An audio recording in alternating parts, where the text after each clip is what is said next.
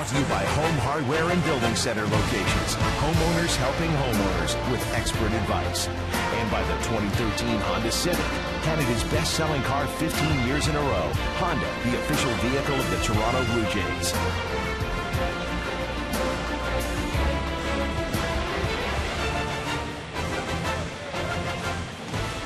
John Gibbons was ejected last night, so Jerry Lane, the crew chief, says, come over here. I want you to say hi to Alan Porter and have a nice chat with him. He's the one that threw you out last night. That's a good way to put it behind you. Tigers won 7-6 last night, even series at a game apiece, so it's time now for the starting lineups. The starting lineups are brought to you by Quaker Steak, real, durable oil. Tigers had a big inning last night, 6 runs on 7 hits in the second inning. Top of the order, Austin Jackson, Torrey Hunter with a 4-hit night last night. Prince Fielder is the cleanup batter, and he's got good numbers against Josh Johnson, the Blue Jays starter. He's 5 for 12 for his career against Johnson, with a double and a triple.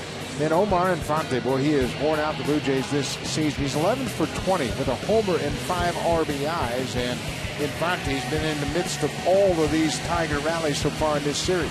Good lineup for the Tigers. That's the one that Josh Johnson will take him out for his 10th start of the season. Last time he saw Detroit, it was back in April, and he had his shortest start of his career, just an inning and a third, got knocked out in the second inning.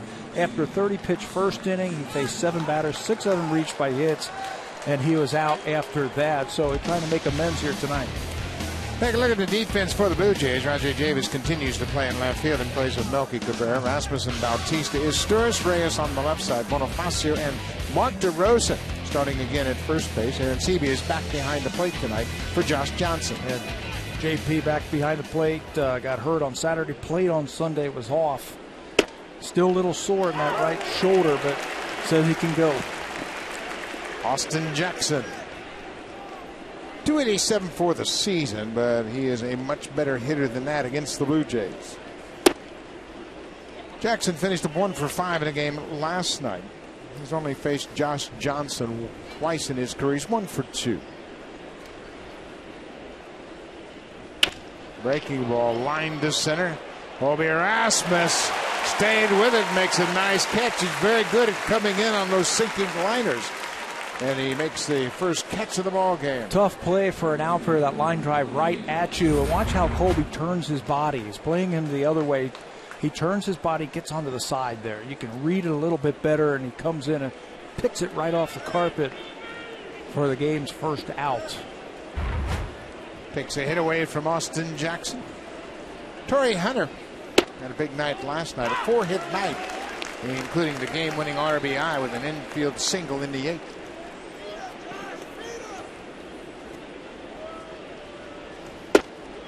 Inside fastball with a little sink on it. That is a pitch that he is trying to work on, try to get something in on those right-handers.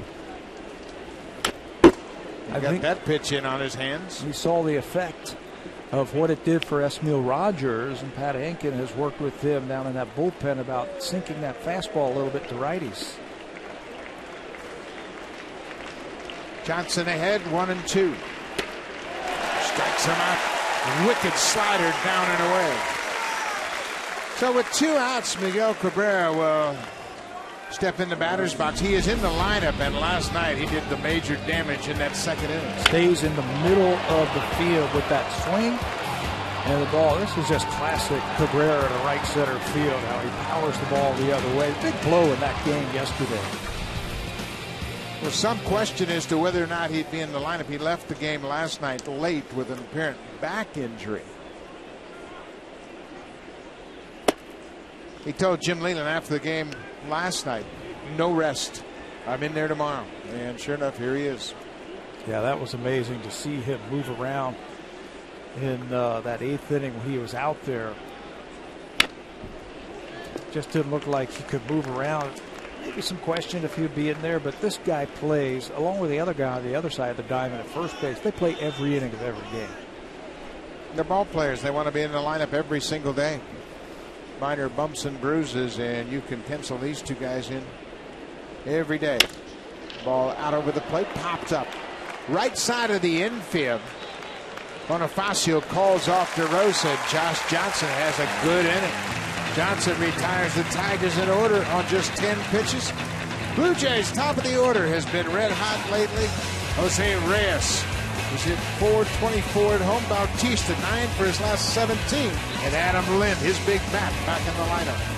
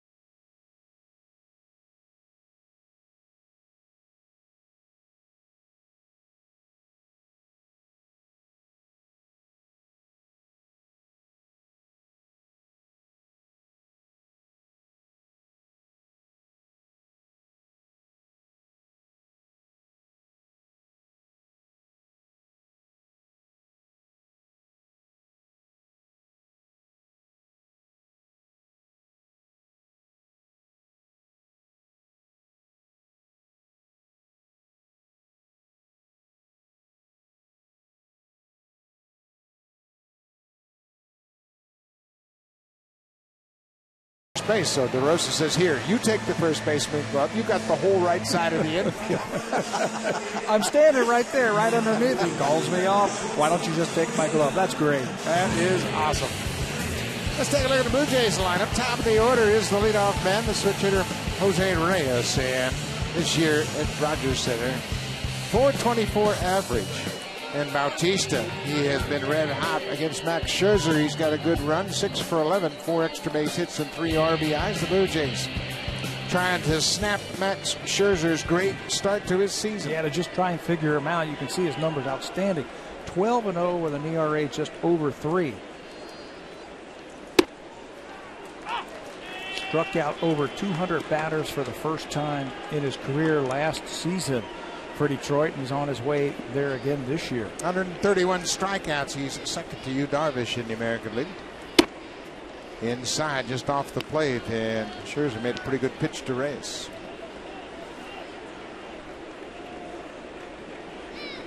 .338 for Reyes on the season. It's that slow breaking ball that Scherzer has brought into the mix this year to help him handle left-handed batters. Yeah, and he has really pitched well against the lefties this year. Big reason why, that curveball he'll throw to the lefties.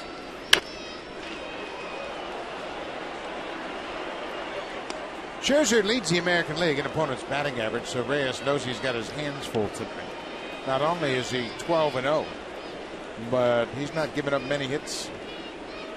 Lefties are hitting .198 against Scherzer this season compared to .291 last year. A dramatic improvement. Reyes works into a full count. Scherzer's in his 4th season with the Tigers. He was acquired in a 3-team trade back in December of 2009. It's a strikeout, another good off-speed pitch. It's the changeup, and Reyes has retired. Take a look at the defense behind Max Scherzer, and this is an everyday lineup. They play every day. Dirks Jackson and Torrey Hunter. Hunter with 9 Gold Gloves in right. Cabrera, Peralta, Infante, and Fielder from third base to first, and Alex Avila, his second game since coming off the DL. Good to see Cabrera back in there. If you're a Tiger fan at third base, he's just a good athlete. He can pick it over there. If he can get to it, he'll catch it and make the out. Jose Bautista takes a strike. Bautista is 6 for 11 against Scherzer. He has a home run.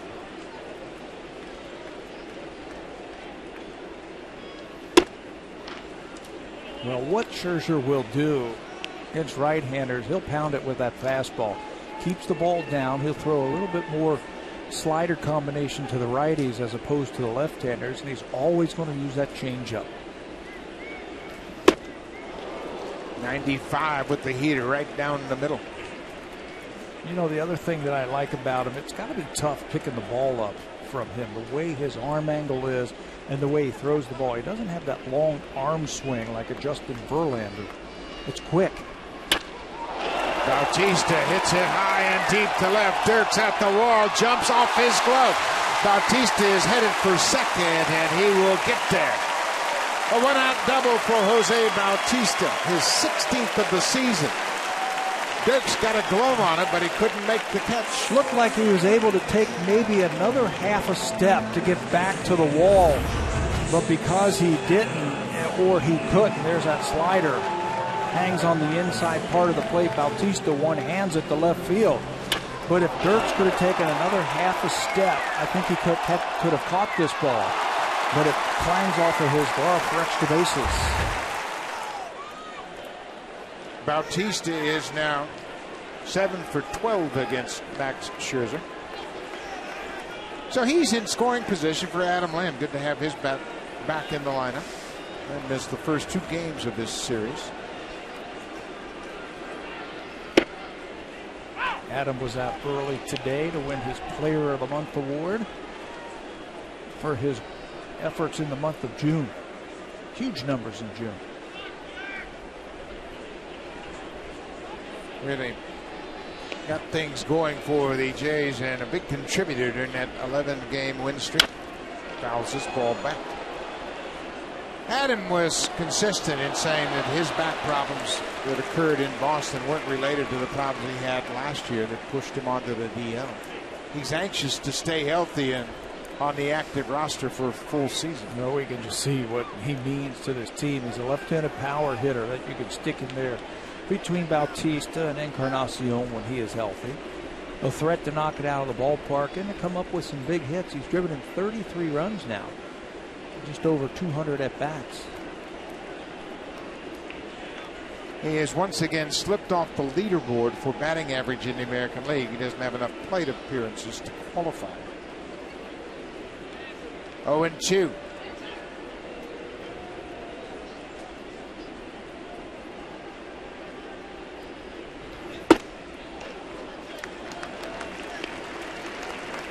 .96, but up and away.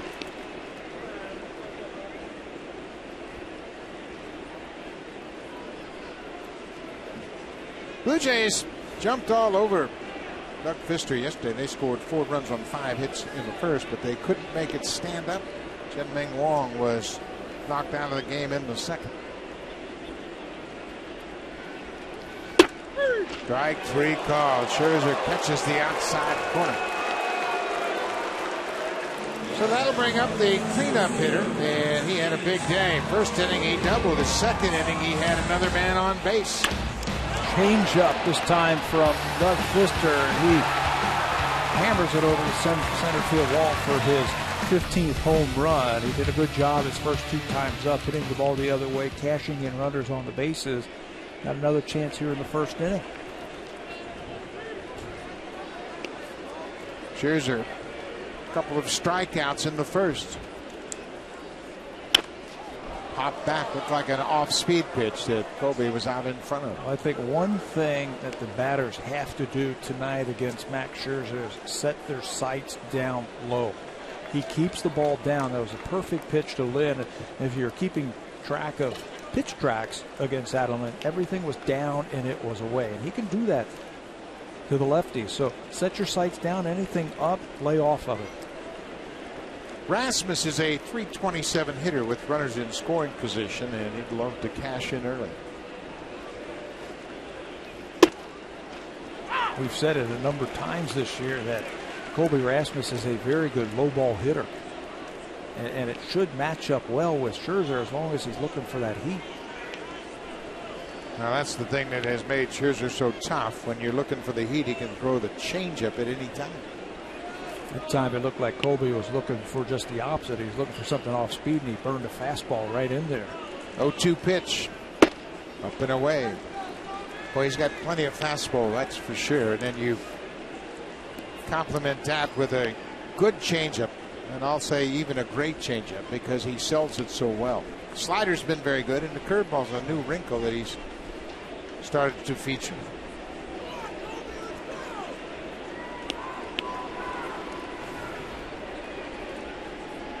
Bautista takes off. Rasmus strikes out. Looked like the breaking ball got Colby Rasmus. Bautista was on the move. Scherzer strikes out the side in the first. Blue Jays leave a base runner. It's scoreless after 1.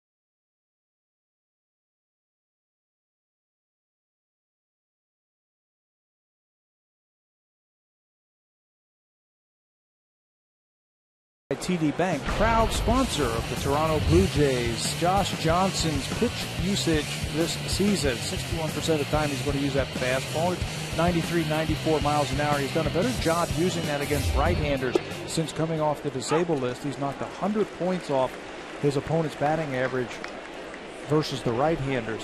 Curveball, and we told you about that little sinker that he's tinkering with tonight. Prince Fielder makes that changeup downstairs. Fielder in last night's game finished up 0 for 5. Just 269 on the season for big first baseman. It's this off the glove of Johnson. He's going to have to hurry and can't make the play. Fielder will have an infield hit. Your first reaction when you're out on the mound on those comebackers, let me see if I can spear it. But because Fielder is a big pull hitter, you see Reyes might have been able to get that ball. Johnson can't come up with it. It bounces, unfortunately, for the Blue Jays into no man's land. Right between Johnson and Bonifacio. No chance for anybody to make the play. So Fielder will take that infield hit after an 0 for 5 last night. Victor Martinez, switch hitter, batting left-handed. Martinez is a great candidate for a double play.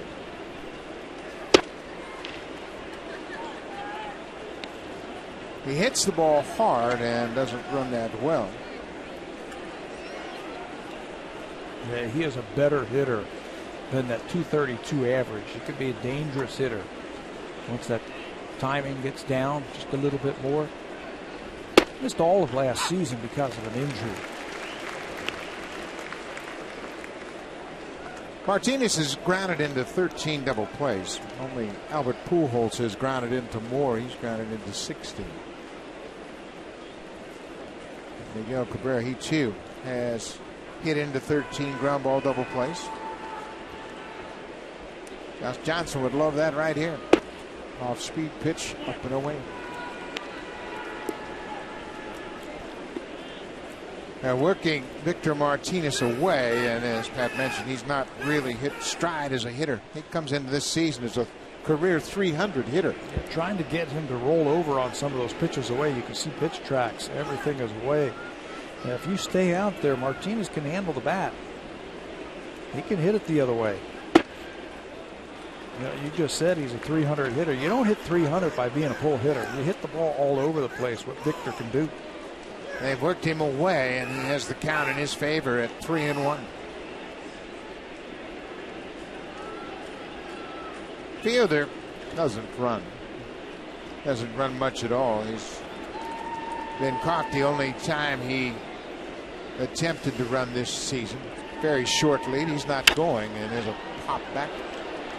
Full count. There are a few Tigers who run, Jackson and Dirks in the lineup, but for the most part, they'll sit back and just try and club you. They've only attempted 33 steals all season long.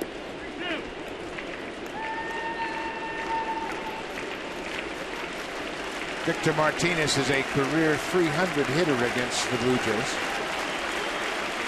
Started his career with Cleveland, went to Boston, and signed here with the Tigers. Full count. There goes Fielder, and another foul down the left side. Fielder was off on the pitch. We mentioned that Martinez has grounded into 13 double plays, so with the full count, they're going to start to run, or at least they did on that pitch. Yeah, Jim Leland showing confidence, and Victor Martinez that he will make contact. Interesting, Jose Reyes was covering on that pitch on the steal attempt on a pitch away from Martinez, really opening up the left side of the infield. Let's see if they change up. Just in case Fielder was going to leave early, Johnson checks in on him. Yeah, that was curious. They threw him an outside pitch and then pounded him away. Yet Reyes was covering second base. I think if you throw that ball down and away with something on it, I don't think Martinez is going to pull it. There goes Fielder, right to the second baseman, right through Bonifacio.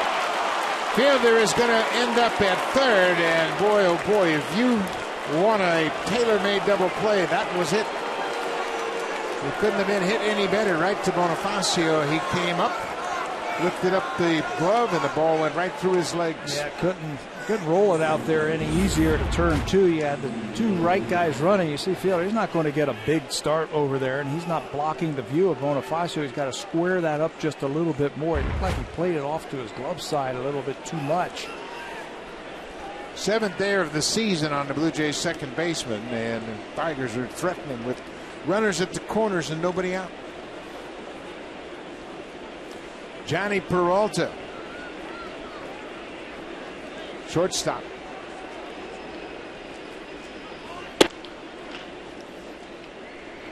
Peralta's off to a good start to his season.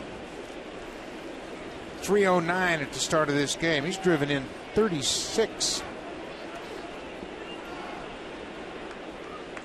He's just been consistent this year for the Tigers.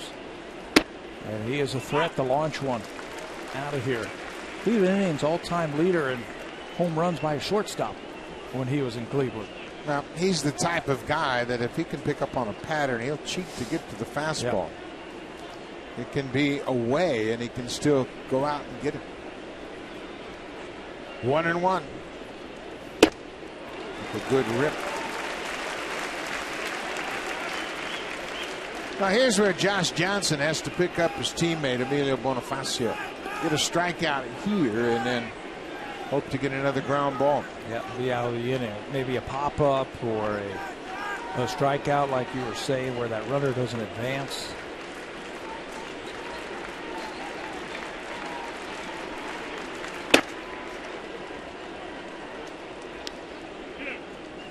Josh Johnson had a very good first inning through just 10 pitches and retired the side in order. Prince Fielder had an infield single, hit it off the glove of the pitcher, and he went first to third on the error by Bonifacio. 2-2 to Peralta. Base hit up the middle. Fielder will come in to score. Martinez stops at second, and the Tigers have taken a 1-0 lead. You know, that's where Johnny Peralta likes the ball. He likes it out away from him. He's got long arms, and he can reach that outside pitch. I think you got to really jam him and make him pull his hands in. Watch where this pitch is. Fastball away with 2 strikes. It's right where he likes it. He can handle that pitch with that long swing like that. Again, the Tigers get to Josh Johnson here in the second. Johnson's had trouble in the second inning this season. His ERA is 10.80 in the second inning. And he had a great first inning. No problem at all for the first three hitters. But then Prince Fielder got it started and they have cashed him in. Yeah, that's the inning back in Detroit in April where Josh had his problems. Faced 7 batters, gave up 6 hits. Andy Dirks, the left fielder, swings at the first pitch. He's behind. Dirks has had the majority of the work in left field this season.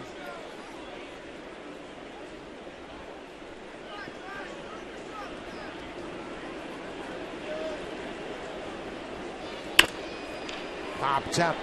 Esturris will give it a look, but it's well out of play. He is a contact type of hitter with a short swing. Fits in well with the rest of the big swingers of the Tigers. Cabrera and Fielder and Jackson. Some of the other big boppers, Martinez. You put this guy in there, and he hits left-handed. Nice short swing. Had some great numbers when he was in the minors. He went around. Johnson gets the strikeout. That's his second so far in this ballgame. First out of the inning. Breaking ball. And Josh Johnson, when he's on, he's got a nasty breaking ball right there. You can see Dirk sees it, recognizes that it's a curveball, tries to hold up, and clearly went all the way around for the strikeout. So Omar Infante, I mentioned his run against the Blue Jays. Infante has had a big series. On Monday afternoon, Infante had a 4-for-4 game. Scored a run, drove in 2. Capped off by a home run in his last at bat against Aaron Luke. And then last night, 2 more hits for Infante. 6 for 8 in the series so far. One thing about Infante, too, he's tough to strike out. He's one of the toughest in the American League, and he's going to put the ball in play. Yeah, I put him in the category of Marco Scutaro. Same type of player. He can play all around the infield. He'll battle you. He'll see a lot of pitches. There's a ball toward the gap in right center. Bautista over quickly. It was sinking fast, and he made a nice running catch. So Infante is the second out of the inning. Good job by Bautista. That looks like it had a chance to get down. Fans, now it's time to ask the experts. If you want your baseball questions answered by a team of experts, email asktheexperts@sportsnet.ca and keep your eye out for the Home Hardware Ask the Experts segment later on in the game.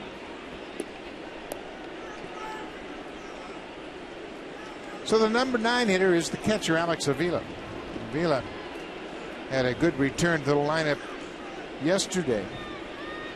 He had a double in his first at bat, part of that 6-run second inning. Drove in 2. He's got great power the other way, too. Avila. Outfielders playing him straight up. But he can pop the ball into left center field. That's where his double went yesterday, off the wall. Avila is in his 4th season with the Tigers, and he's had a tough offensive start to his year. And fastball outside, and Johnson continues to work the lefties away.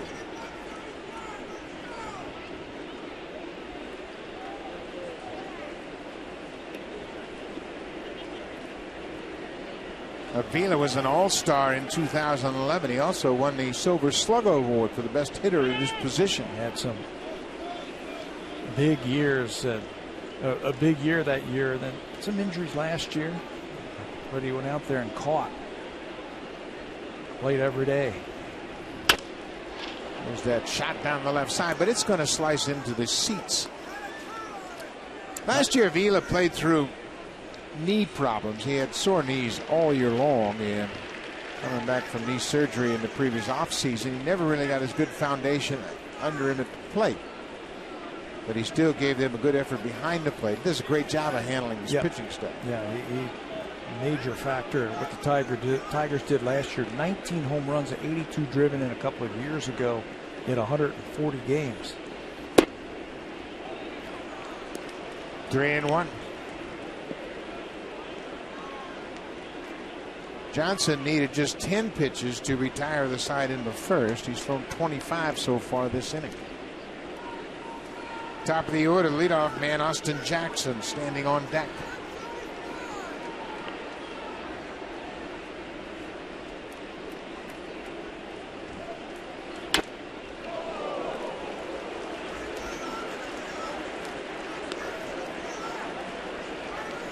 Full count, 2 outs.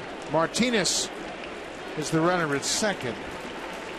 Johnny Peralta with an RBI single. He's at first, and the runners will be off on the pitch.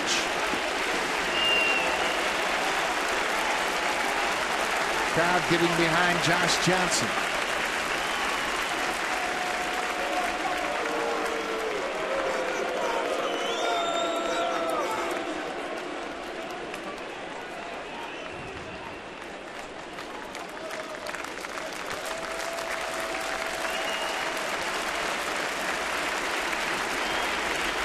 He's set. Here's the 3-2. There go the runners, and it's driven toward the alley in left center.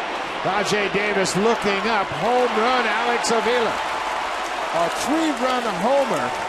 And again, the second inning, the Tigers break out against the Blue Jays.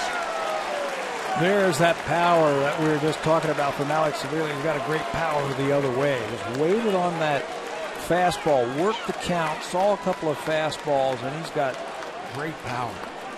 Number 9 hitter for the Tigers. Shows you the kind of lineup that they have. Watch this. Fastball right down the middle. And Avila, he doesn't miss it. His 6th home run of the season is a 3-run homer. And the Tigers have taken a 4-0 lead.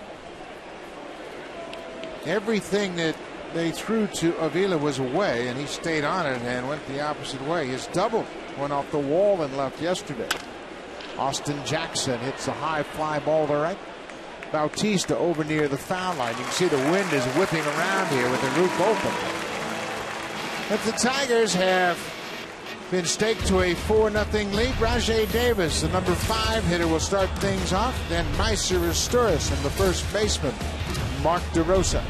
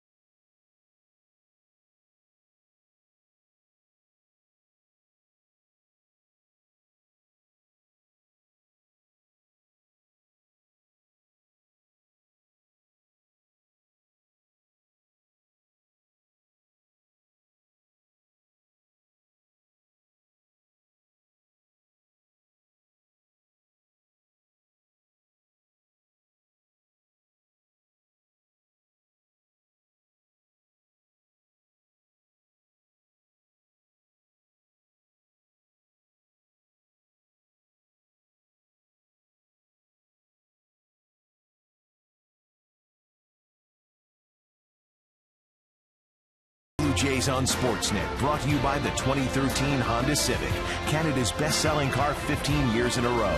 Honda, the official vehicle of the Toronto Blue Jays. Now the Blue Jays have dug a deep hole for themselves, and they're up against the best pitcher in the American League, Max Scherzer. Well, last night they had a 4-0 lead. That didn't work. Maybe now they'll play catch-up and win tonight. Turn it around. And right after that 4-run inning by the Blue Jays, Tigers scored 6. Rajay Davis fouls it back. It's a 1-1 count. Davis hitting .313 for the season. He's been a hot hitter. He's 10 for his last 25 over a span of 7 games.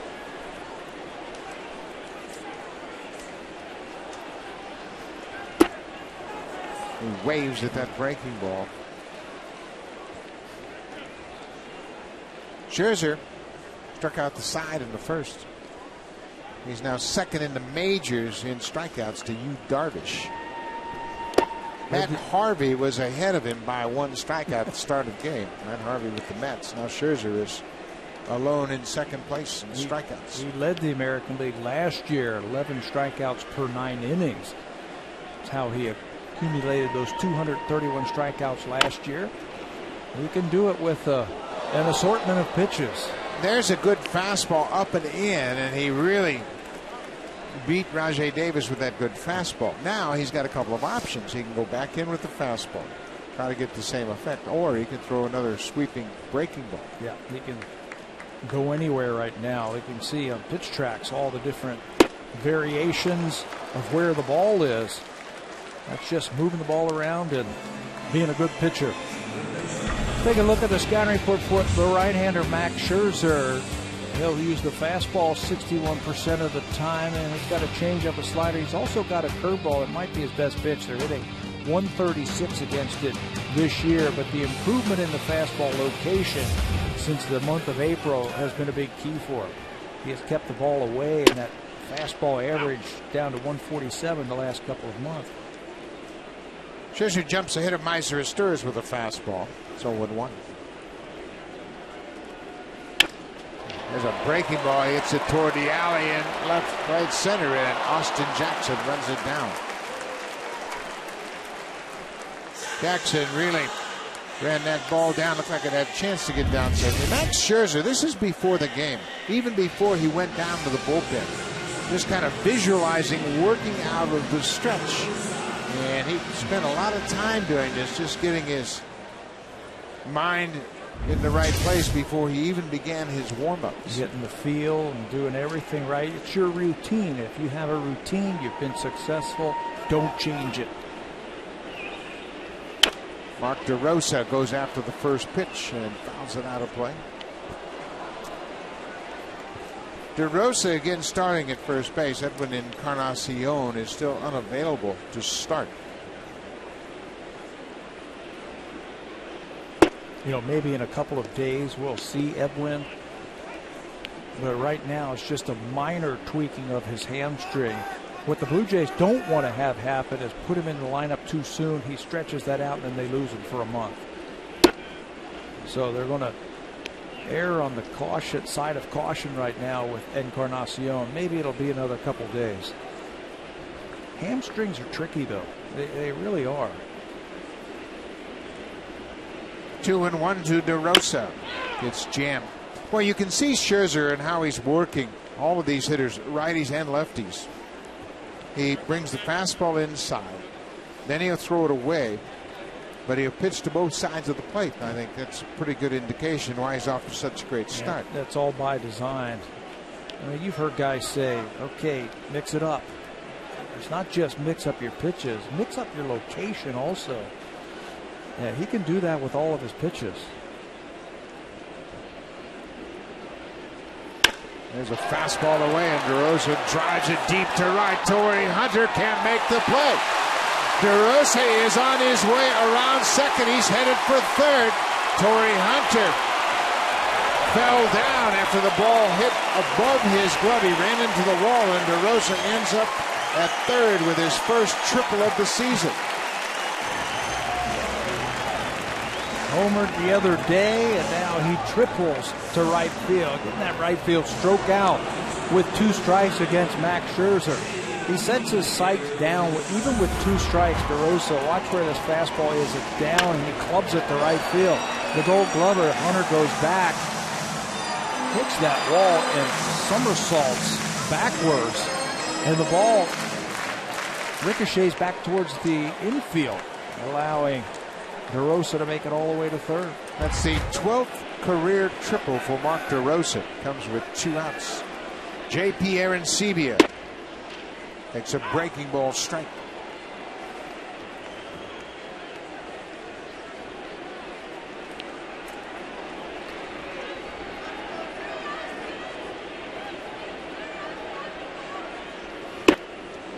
Arancibia was the DH on Monday afternoon. He was out of the lineup totally last night with that shoulder problem.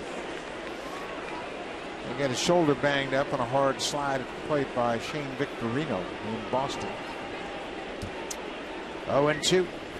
Way outside. Boy, look at Avila move to his right to smother that breaking pitch. He was an infielder, wasn't he? Yeah. Avila, you can see how quick his feet are. You have to be able to shuffle your feet, balance yourself behind the plate right there. Scherzer was going for the strikeout, and he yanked that breaking ball. Good job by Avila. Avila was a infielder at Alabama, and then they moved him back behind the plate, and boy, it was a good move for him. Arancibia hits it high and deep to center. Austin Jackson on the warning track, jumps up and makes the catch. What a catch by Austin Jackson. He saves Max Scherzer 2 runs. They went up high on that wall in center field and timed his leap perfectly. Arancibia with 2 outs making a bid for a home run. And look at the leap by Jackson, top of the wall. And Scherzer loves the support. When we come back, it'll be the meat of the order. Hunter, Cabrera, and Prince Fielder.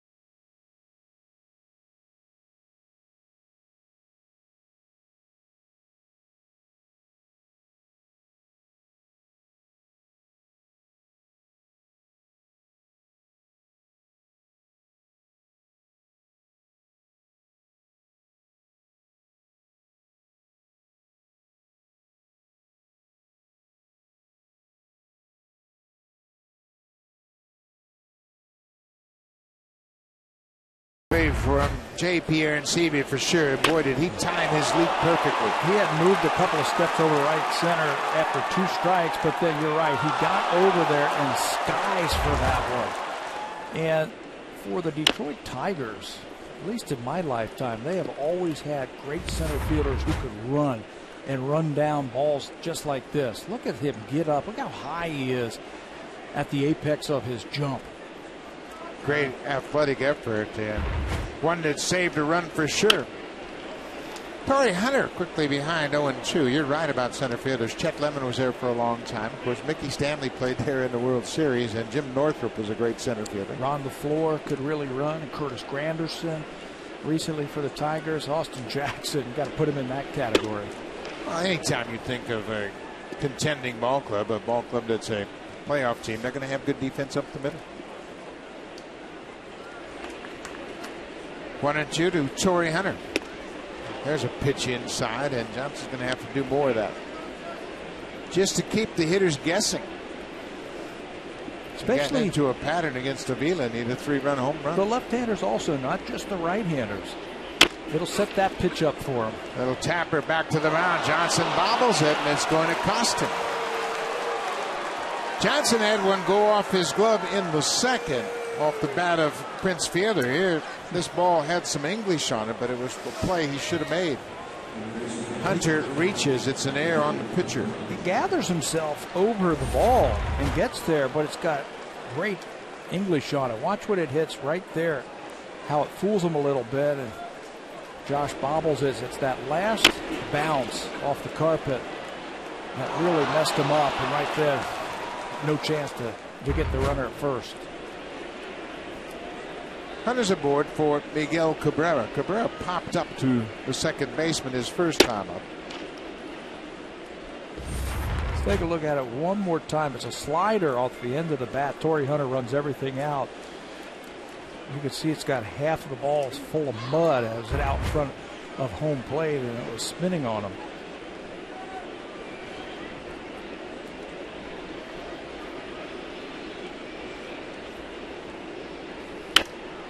Cabrera gets jammed with that inside pitch. Cabrera is such a student of hitting. He understands the strengths and weaknesses of pitchers he's facing. This is only his third at bat against Josh Johnson, but you can bet he was watching how he pitched to Torrey Hunter and Austin Jackson, right-handed hitters just in front of him. They'll pick up if that pitcher changes and maybe starts throwing more fastballs on the inner half.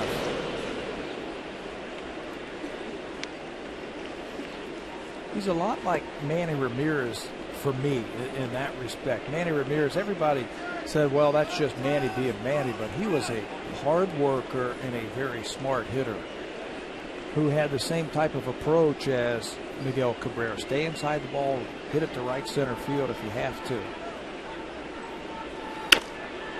Another ball inside, and Cabrera fights it off. This is the one thing that Cabrera has done throughout his career. He'll make you think that you got him set up for a breaking ball, and then you throw a breaking ball for a strike, and he'll hammer it. But now, after those two pitches inside, you're thinking, okay, now I can spin him that breaking ball away. You can if it's off the plate. Yeah, you better keep it off the plate.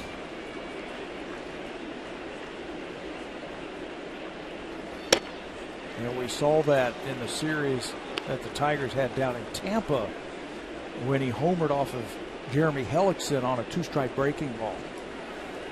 And he had sat on the bench and he had talked to Avisail Garcia, the young outfielder. He said, he's not going to throw me a fastball, and I don't think he's going to throw me a changeup. He's going to throw me that breaking ball next time. Sure enough. The appeal down to the crew chief, Jerry Lane. He says no swing. So it's a full count to Miguel Cabrera. Tigers have a 4-0 lead.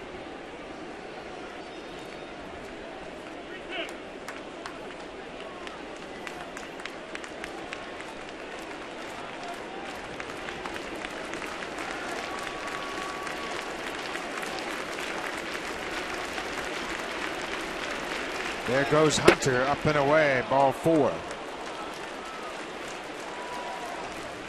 Nobody out, 2 on. The Tigers are in town, and before the game we had a ceremonial first pitch, and everybody will recognize that gentleman. It's Alice Cooper who came to throw out the first pitch, and he's a huge sports fan, and Mark Burley had the honor of catching the first pitch, and then Burley says, would you sign this baseball for me? Yeah, usually it's the baseball player wwho does it, and Jim Leland wanted to stop and say hello. Alice Cooper is a big baseball fan. Grew up in Detroit. His Tigers are playing here at Rogers Center, and he is in the area performing. Alice Cooper went into the Rock and Roll Hall of Fame in 2011. Prince Fielder batting with 2 on and nobody out. Every time you look up, the Tigers have runners on base.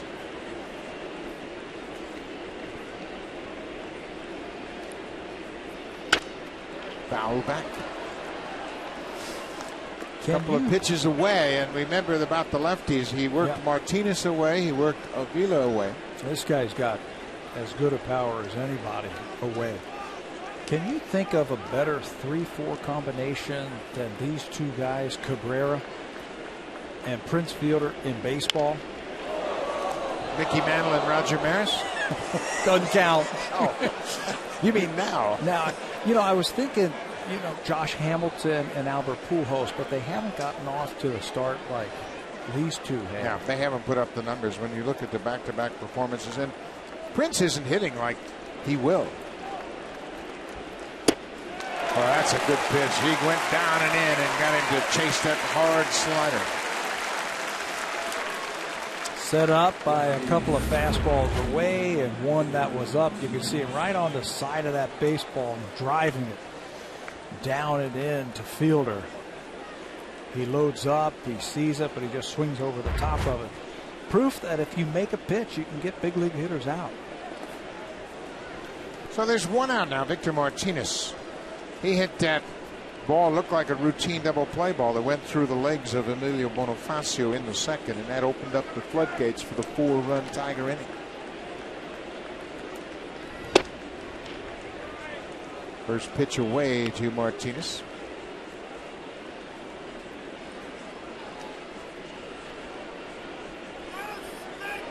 Martinez now 34 years old. This is his third season with the Tigers, as Pat mentioned. He missed the entire season last year because of a knee surgery. It took place January 27th.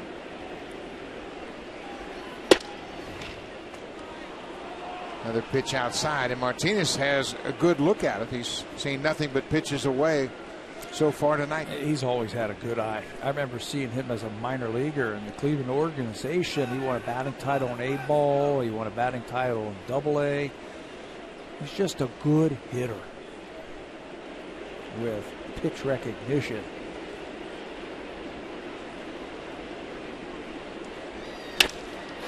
Base hit up the middle. Torrey Hunter's being waved home. Colby Rasmus' throw to the plate is not in time. Victor Martinez on a 2-0 fastball away stays on it and drives in Hunter from second.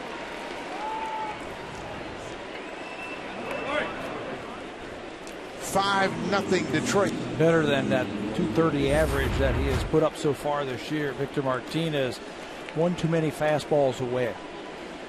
Right into his sweet spot. Really no chance to get Torrey Hunter, who breaks right away. Still has great speed. He doesn't need a coach right there. He knows that he can make it to home on that type of base hit. Victor picks up the RBI.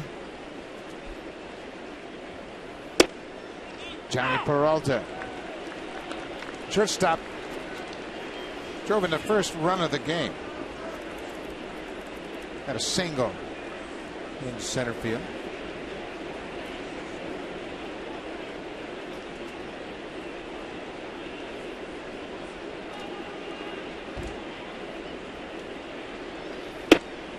Pushes him back with that fastball. It's a ball and a strike.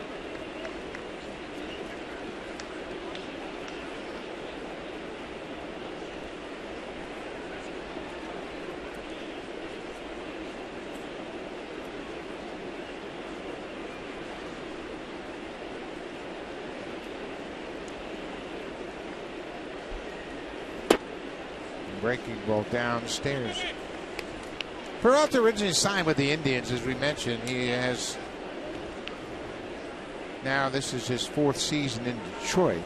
He established himself as a big leaguer playing shortstop for Cleveland. There he worked with the Blue Jays third base coach Luis Rivera. It's a piece of that pitch. Peralta did a good job this offseason, got himself in terrific shape, and the Tigers recognized it right away. In the field more than anything. Got a little better range, his quickness improved, and Jim Leland, in describing Peralta's play at shortstop, he says, like an old pair of shoes, they feel real good. Real comfortable. Yep. He'll catch it and he'll make the play. 2-2. And it might not be as flashy as some of the other shortstop that you see around baseball. But if he gets to it, he's got very sure hands and an underrated arm, throwing arm. I remember seeing him as a young player. Same way there was some talk of moving him over to third base. But he is a good shortstop. There go the runners. The ball is driven into center. Not that deep. Cabrera will have to go back to second. Martinez is headed back to first, 2 down.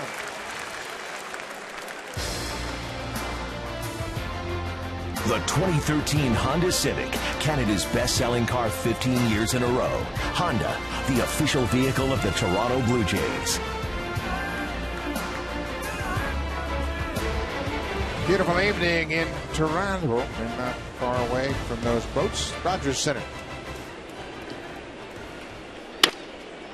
Off the glove of Johnson again. Dirks is going to reach.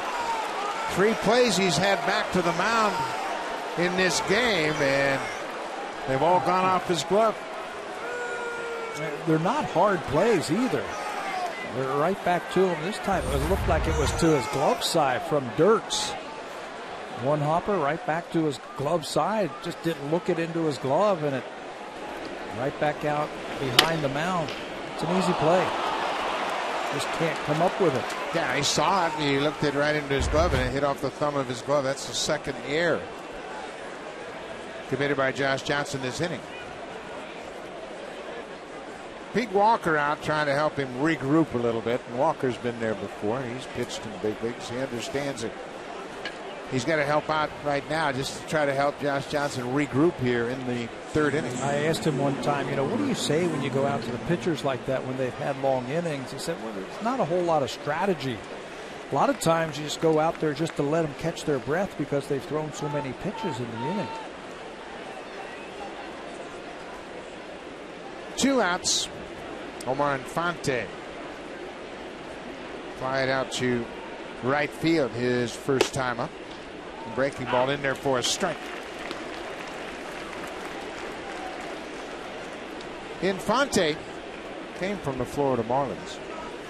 He and Aníbal Sanchez, pitcher, really providing 2 key players in that trade with the Marlins. Tigers have given up some good young talent over the years to the Florida Marlins, Miami Marlins, to get some veteran help back. Well, they needed a second baseman, needed another starter. Last year they got both with one trade. They sent Jacob Turner down to Florida with the catcher, Brantley. A couple of young players, but they needed some veterans. And when they needed a power hitter, a few years before that, they sent Andrew Miller, Cameron Maybin, and Miguel Cabrera came back the other way. So they've gotten some pretty decent players from the Marlins. They also got Dontrell Willis. That's right. He was in that trade, That didn't pan out as well as Cabrera, obviously. Infante drives this ball toward the gap. Bautista on the run. Oh, what a catch! Jose Bautista made up his mind that that ball's not going to get down. He saves Josh Johnson 3 runs. A determined run and a great catch by Bautista ends the inning. Saved 3 runs for Johnson. What a job by Jose.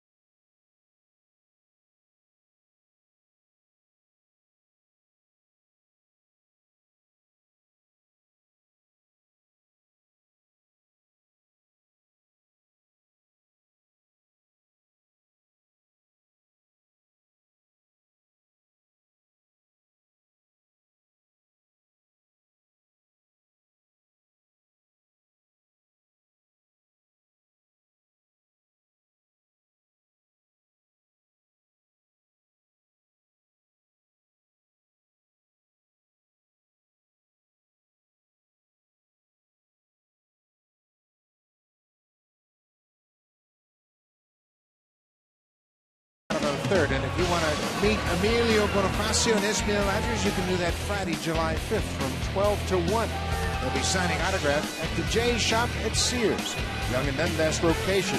Place one autograph item per person, please. But you can meet Bonifacio and Rogers this Friday at Sears.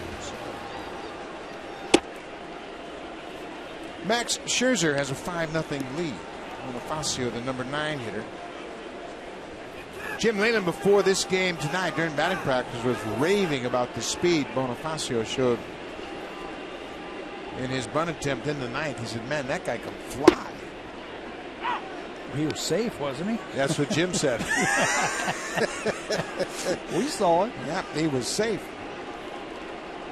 Bonifacio had a double in the 1st in last night's game. Finished up the night at 1 for 4. Blue Jays just have to string things together against Max Scherzer. Scherzer already has 4 strikeouts. Yeah, that's a lot to ask for, but you can't think of the score right now. You can't think that you're down by 5. Just go up there, put some good at-bats together. There's Tom Brookins at the top step, moving the defense around. Trying to get them to play more to the opposite side of the field. Cabrera, the third baseman, was tried early and often last night by the Blue Jays, especially left-handed batters. They would slap balls down to him. He made a nice play on one of them. 2-2 pitch. What a great changeup. Boy, that thing's got tremendous movement on it. Great movement, and he throws it with a good arm speed. I mean, the speed of his arm coming through there looks like a fastball. Yeah, that's the whole idea with the changeup. Full count pitch. Bonifacio fouls it back. 5-0 lead is nothing new for Max Scherzer. He has been staked to a lot of run support all throughout the season. He's received 7.83 runs of support per 9 innings during his 16 starts this year. And that doesn't take anything away from his 12-0 record. No. You still got to throw up the zeros, but man, oh man, he's used to pitching with a 5-run lead. It's one of the contributing factors why he's 12-0. He has been pitching and he's been getting plenty of runs. 17 starts now and he's 12-0. So he's had decisions in all but 4 games. You don't have to apologize for your offense. No. Sorry, boys, I pitched for a good team. Bonifacio trying to get something started here in the 3rd. They take the leadoff walk. Fans, it's time now for our BlackBerry Sneak Peek stat of the game, brought to you by the new BlackBerry Z10 and Q10, built to keep you moving. Just getting better and better. Max Scherzer, the batting average against per month, by month this year. April 402, 3 in May, June even better, 238 per run average. Add it all up, and he's 10th in the American League at 3.1. His earned run average this year. Combine that with all the runs that he gets, you can see why he's undefeated. Leadoff man, Jose Reyes. Looks like he thought that ball was outside, and pitch tracks would agree with him. Mike Estabrook is the home plate umpire tonight.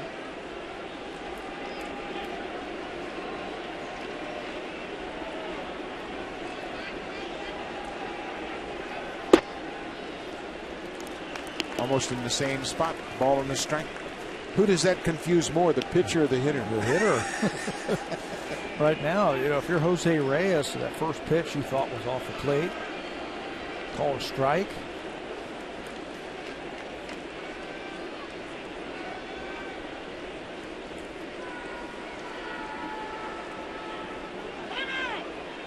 Reyes asks for time, and it's granted.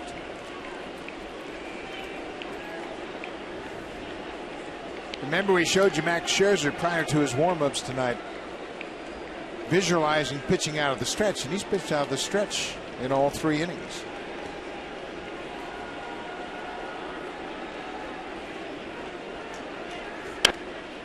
Reyes hits a little pop-up that Scherzer catches in foul territory. 1 down.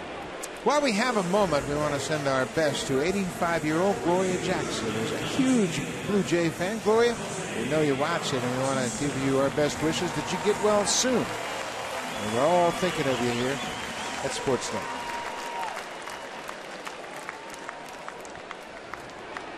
One out now, Jose Bautista. Jose hit a double off the wall in left field his first time up.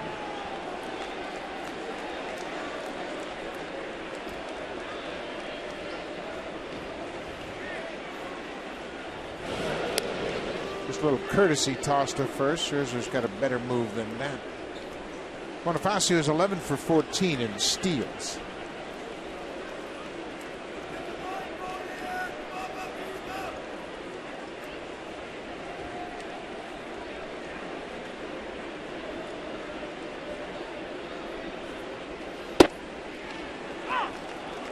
Scherzer's got a tough delivery for right-handed hitters.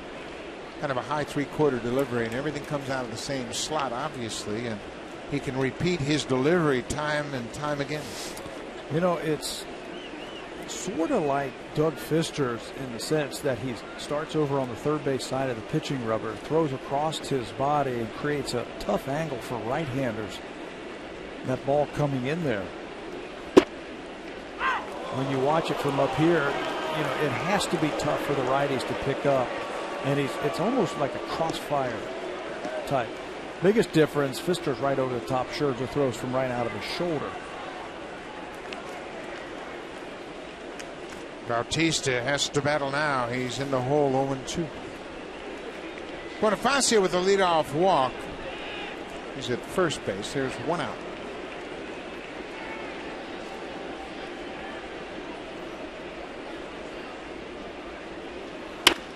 Hot shot, Cabrera at third. Second for one. Infante's return is quick. Man, he made a great turn at second, and Bautista grounds into the 5-4-3 double play. We'll go to the fourth. Tigers have a 5-0 lead.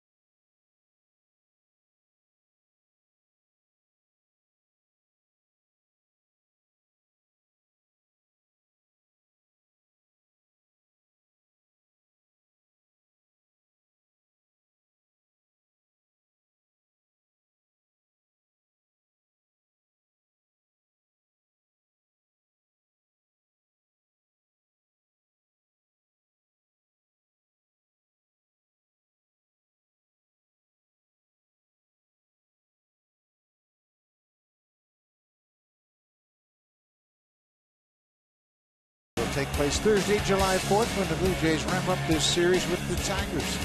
It's a 7:07 start. Enjoy country music at the ballpark all night long, and there are great giveaways. Call the Blue Jays for 416-341-1234 for tickets. You can always log on to BlueJays.com to order your Jays tickets or stop by most Rogers Plus locations. Catcher Alex Avila takes a first pitch strike.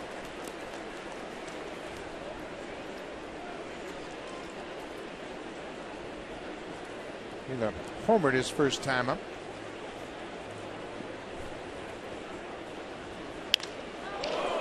Hits the second base bag with that line drive. He's 2 for 2. On July 19th, they're still retired and extremely dangerous. Tell me that's a stick of dynamite in your pocket. It's emergencies. Red 2, July 19th. Alex Avila went down to AAA on a rehab assignment and worked with Leon Bull Durham, the hitting coach in Toledo, and finished up his rehab assignment swinging a hot bat. Bull's been there a long time in Toledo, ex-major leaguer. Top of the order. Austin Jackson takes the first pitch strike. Jackson's 0 for 2. He knows a little something about hitting. Didn't really pass on any information to Avila. Just went down there and got a chance to hear from somebody else, maybe a different set of eyes watching his swing. It's really not unlike what Edwin Encarnacion and Adam Lynn did. And back to the minors to get a little refresher. It's so difficult to try to make adjustments in the major leagues. If you're working on a stroke or changing your stance or redefining your batting approach, it's tough to do it in the big leagues, boy. You're facing the best of the best. And you don't have the patience. And you can't afford to see your average drop night after night. You want results right away, and it becomes very frustrating after a while. So a good time to do that when you go on a rehab assignment to get your stroke back. Good pitch right there on the inner half, just freezing Austin Jackson. Good fastball catches the inside corner. See a little bit more of that. That looked like it might have been a two-seamer. It's got some movement on it right at the bottom part of the strike zone.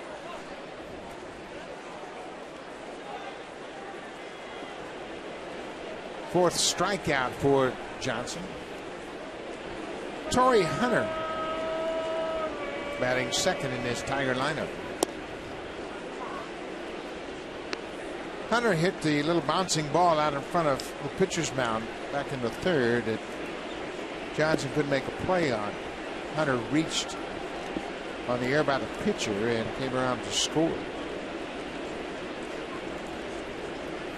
There goes Avila, and a hit and run is on, and Hunter fouls it into the seats. You mentioned that the Tigers don't run much, but when they've got a veteran like Torrey Hunter up there, who's had a good series, he's coming off a 4-hit night last night. You say, okay, let's put something on, just create some movement, try to add on some runs. You don't get much by Jim Leland, who's in the game. He knows his team better than anybody, so you play hit and run there, and even if it's a ground ball and makes it out, who's hitting with a runner in scoring position but Miguel Cabrera? Yeah, and there's not a player on this team that doesn't want to get in the scoring position for Miguel Cabrera. Yeah, I mean, that's the worst thing that's going to happen for the Tigers right there. Let me put the guy who's hitting about 400, 450 with runners in scoring position. I'll take my chances with him. That's how you create something when there's nothing there. Leland's in his 8th season with the Tigers. 21st year as a manager. Hunter all over that breaking ball, and Tom Brookins had to bail out in a hurry. That's why the coaches wear those batting helmets. You got to react just like you were a player on the field. And Brookins said, "I'd have had that helmet." I'm okay now. Line drive, wake up call. You know, that's difficult because players like Brookins are used to having a glove on their hand and they reach up to catch it. Torrey Hunter drives this ball into left center. Rajay gets over and cuts it off. Torrey Hunter has his first hit of the night.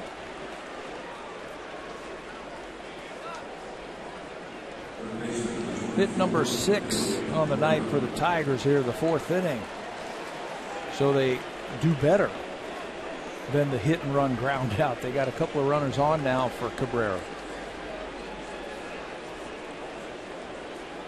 Cabrera walked on a 3-2 pitch last time back in the third. He's also popped it.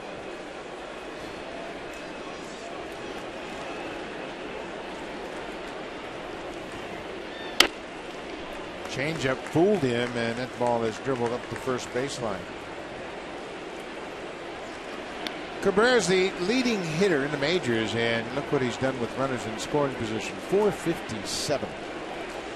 And you know what? Everybody talks about protection in the lineup. I think guys like Cabrera and Bonds and Jackson and McGuire, those guys, you're going to pitch them the same no matter who's batting behind them.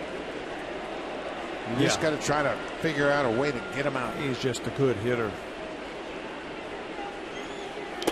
Runners on base, not necessarily runners in scoring position. Just when there's runners on base, he came into this game 394, and 19 of his 26 home runs have come with runners on base. He's just an RBI machine, just a guy that just cranks it up year after year after year, and he does it with a great approach at the plate. Ball on a strike.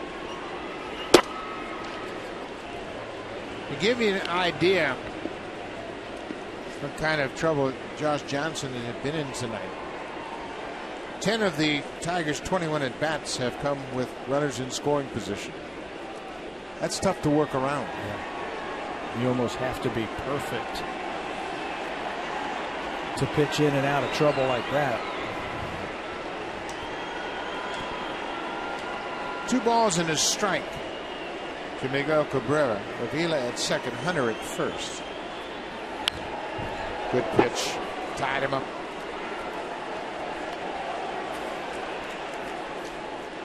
Todd Redmond, who has just rejoined the ball club from AAA Buffalo, is loosening up. Johnson has thrown 82 pitches. Redmond onto the 25-man roster as Chin Ming Wong was designated for assignment after the game last night. And this is the reason why he was brought up. And you say, well, why didn't they bring an everyday player? Well, just in case Josh Johnson doesn't go long, they got to have some depth. Cabrera strikes out.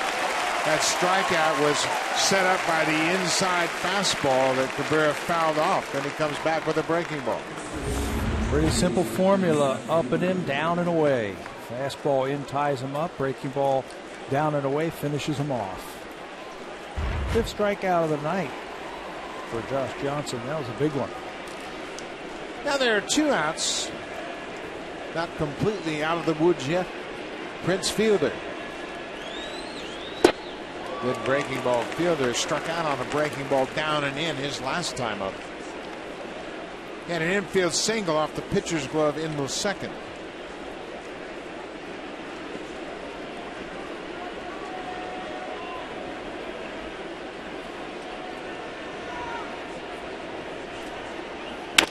Ground ball. This should end the inning. Bonifacio, DeRosa. Inning is over. Tigers leave a pair. Blue Jays still trail 5-0 as they face Max Scherzer. Bottom of the 4th.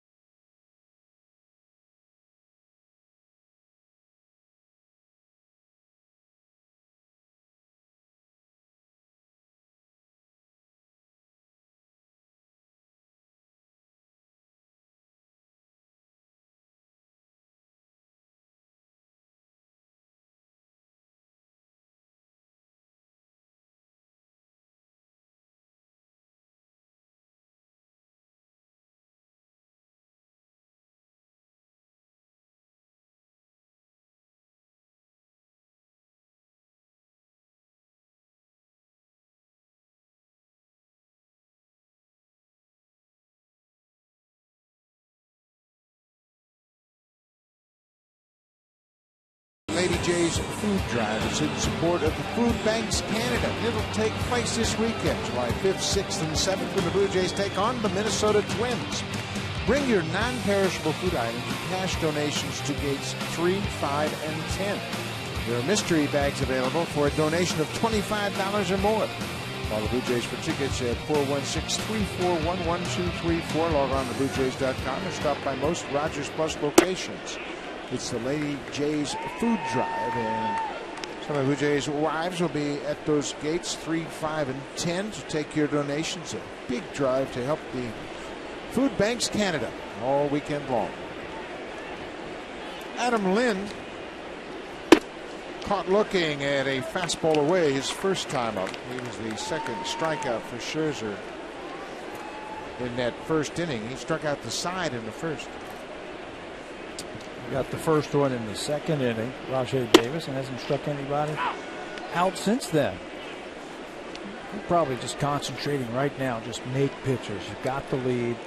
Make pitches. Start throwing some zeros up onto that board and work your way to the back end of this game. Boy, he really commands both sides of the plate and goes back and forth with the velocity. I mean, it's not an accident he's 12-0.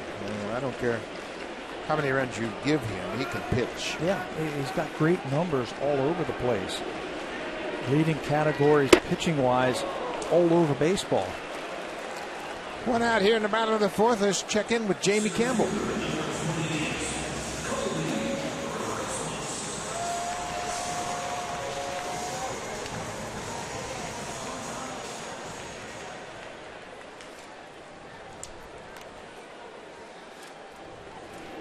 Chris Davis continues to pummel the baseball.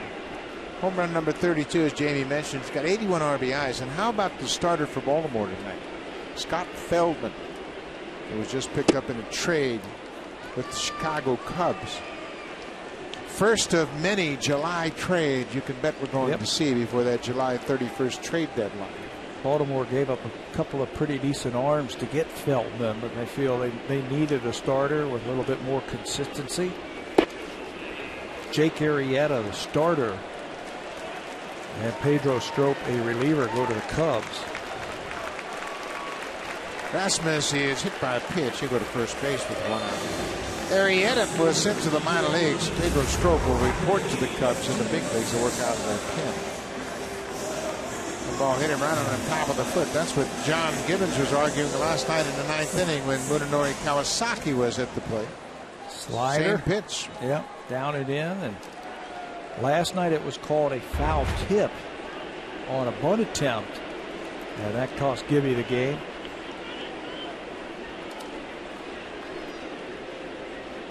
Rajay Davis jumps back from an inside pitch. Yeah, the Orioles were the first to pull the trigger on acquiring a starter, and you can bet there are other teams out there looking, including the Blue Jays. Matt Garza of the Cubs might be the next target.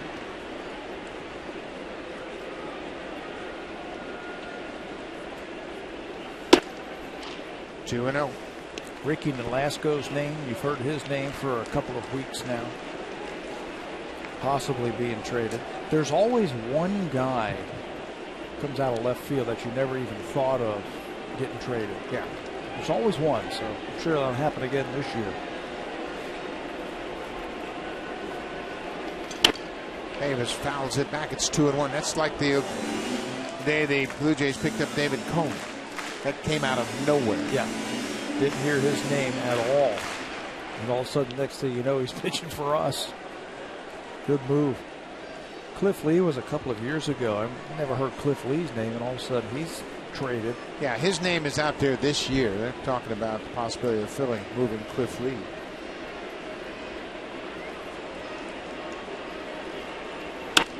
Rajay Davis pops it up over near the seats. Fielder, he's going to run out of room. You know, this is a tough time for general managers because you have to decide, are we buyers or are we sellers? Yeah. Are we in or are we out? And you look around at the pennant race. How about the National League West? Top to bottom, separated by 3 games. Arizona has a 1.5 lead over Colorado. And San Diego, Los Angeles, San Francisco is in last place, 3 back. Top to bottom. in that division. Bouncing ball to short. Peralta to Infante, and Colby Rasmus. He is tough on middle infielders. And he wiped the feet right out from Infante, and he's hurt.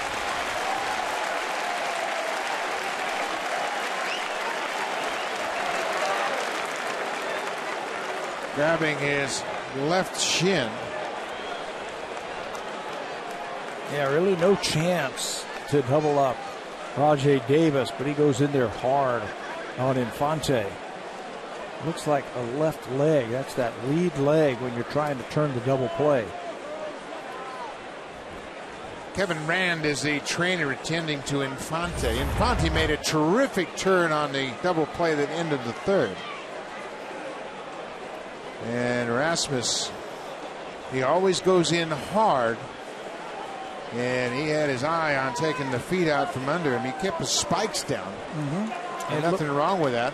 Looked like the knee of Rasmus hit the shin of Infante and maybe bent back that knee a little bit. That's why second basemen are taught to get up in the air to absorb that collision with the runner. Colby Rasmus does that on every play. He is always trying to get down there and break up two. And he gives you the same effort every single time. Fonte now looks like he's trying to walk this off.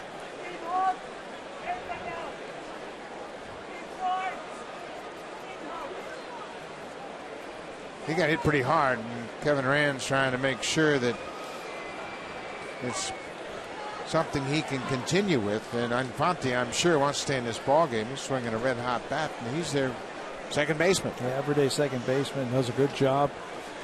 Does all the little things that you need to do to help you win ball games. You just have to try and, if it's just a bruise, which it might be, just try and walk it off, get that initial shock off. I mean, he's struggling out there.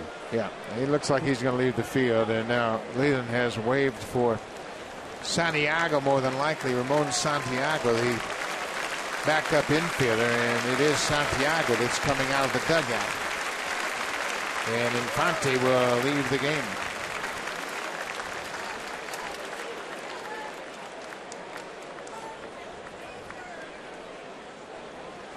He got hit hard on that left leg, and it appeared to be below his knee, which is always a good thing. You're always concerned about an infielder hurting a knee when they get anchored down there at second base. Yeah, it looked like he caught the ball. He planted that front leg like he was going to try and throw over to first base. And that's right when the runner got in there, and you can't get the leg up, the spikes up, and hit him right in the shin.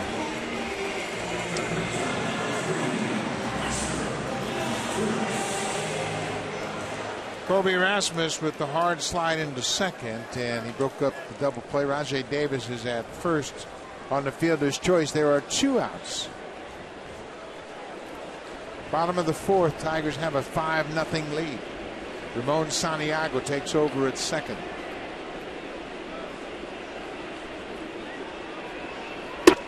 Meiser Asturias takes a strike. There's Santiago, a super utility type of infielder. He can play all the infield positions and some outfield if you need them. Finished up the ball game at third base in place of Miguel Cabrera in last night's game.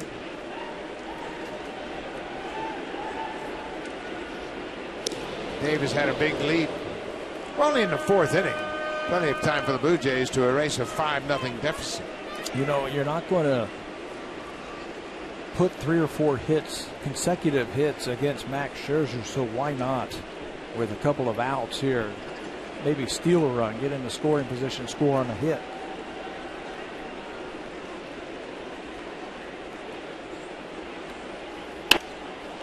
Asturias behind 0-2. Yeah, I agree with you now, especially with Asturias with an 0-2 count. 2 outs in the inning. Roll the dice. Rajay steals it, get him into scoring position, and maybe Asturias can come up with a 2-out single. What do you have to lose? Right now, you got the best base stealer on the team over there at first base. Take advantage of it. Outside, it's 1-2. Scherzer does a good job of delivering the ball to the plate very quickly. And you know, that's part of that routine we saw down there in the bullpen area before the game, even before he started his warm-ups. He came to a set position and stared in with the exact same timing you're seeing right now with Rajai Davis. Very slow and very deliberate.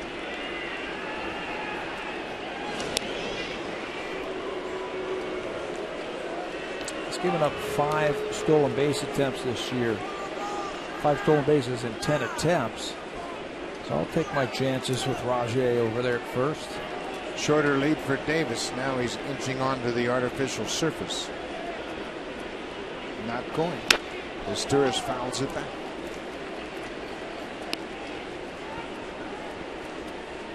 Dwayne Murphy, the first base coach, always with that stopwatch in his left hand to record the release times of the pitchers.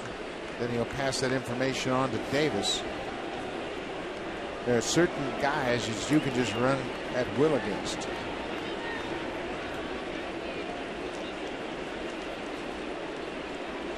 There goes Davis. The ball is drilled to right field. Torrey Hunter doesn't see it. Now he's got it and makes the catch. He lost it for a moment. Picked it up in the twilight, and the catch retires the Blue Jays in the 4th. We'll go to the 5th. Now it's time for Blue Jays Central Update. Here's Jamie Campbell and Greg Zahn in the Blackberry Broadcast Studio.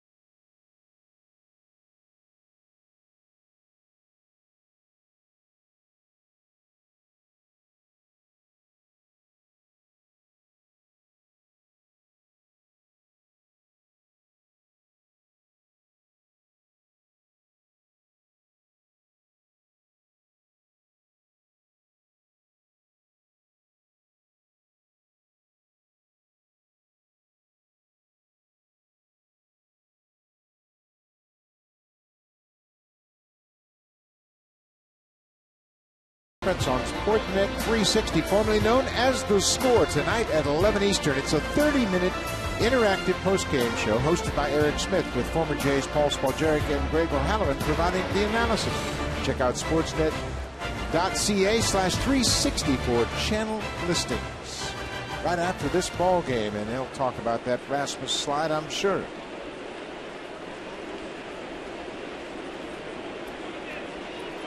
Victor Martinez to start things off with the Tigers here in the 5th.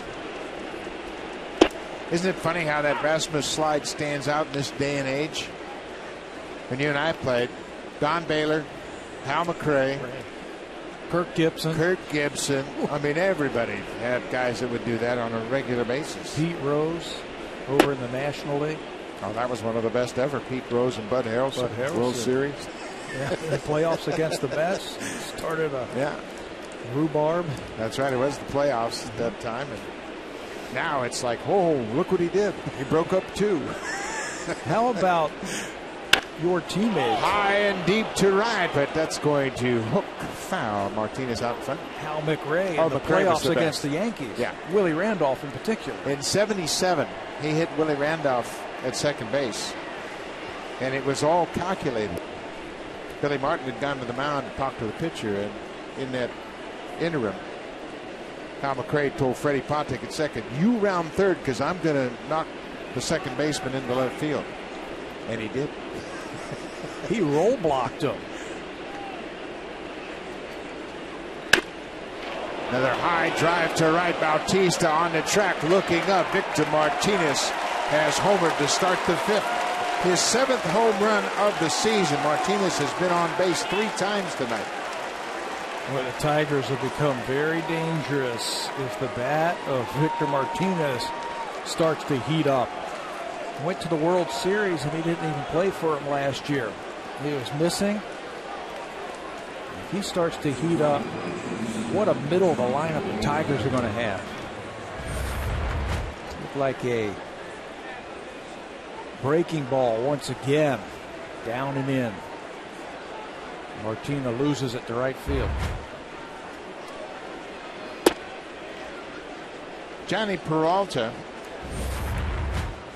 Take a look at the swing once again, and that's a pitch down and in, and he just dropped the head of the bat on it. Peralta takes one outside. It's 2-0. Martinez has driven in 2 tonight. He has 42 RBIs, even though he's hitting under 240. Yeah, that's what I mean. If he gets hot, if he starts to heat up as a switch hitter, that's a tough middle of the lineup. He's also hitting 200 with runners in scoring position. You know that'll go up. Yeah, look for him to break out in the second half. He's going to have guys on base all the time when he comes to the plate. Johnny Peralta grounds to third. Isturis to DeRosa. 1 down.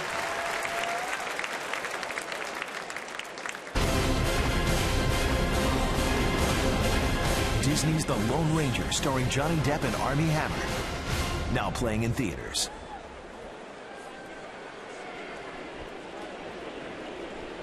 Josh Johnson trails the Tigers 6-0.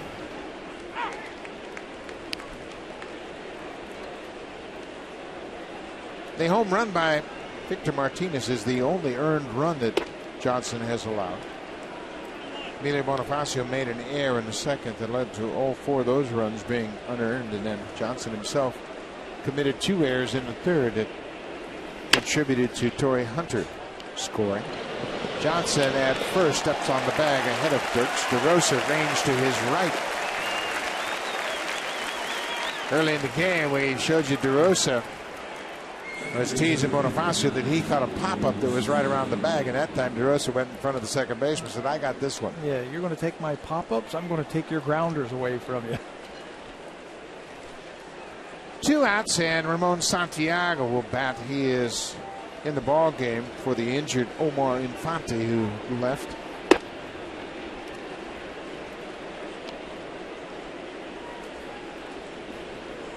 Santiago appeared in the game last night, but did not have an at-bat. He bounces this one foul. Boy, he's a good backup player. He plays all the infield positions, plus the fact that he's a switch hitter. And a veteran. He's been around. He knows his job. He knows when Jim Leland's going to play him. Play a day game after a night game, or if a guy is injured.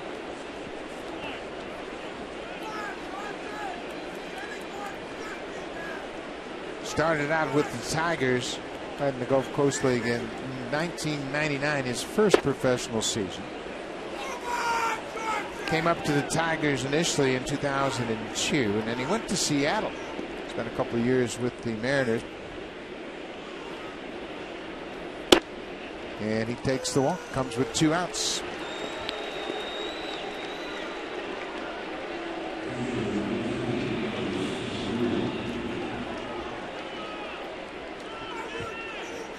John Gibbons on the phone to check on the status of Pat Redmond. Redmond has been up earlier, should be ready to go.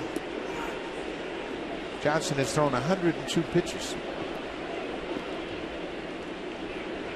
He's a big guy. He can go more. He just has to figure out a way to get that ball in that strike zone right now.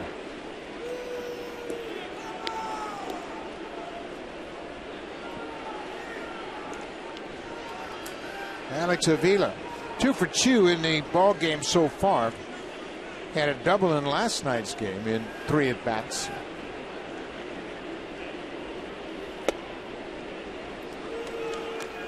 And Seavey going to go to the mound. She falls behind 2-0. Johnson has had problems with elevated pitch counts. Last time out, 3 1/3 innings, 90 pitches. His start against Texas, 5 innings, 109 pitches. His best start might have been in San Francisco, 7 innings, an earned run. He did it in 97. I mean, he was all over the strike zone that day. It's his first start coming off the disabled list. He was matched up against Tim Lincecum. DeRosa takes a hit away from Avila, who's swinging the bat very well tonight. DeRosa snares the line drive, and the Tigers are done in the 5th, but they tack on another run. Blue Jays trail 6-0.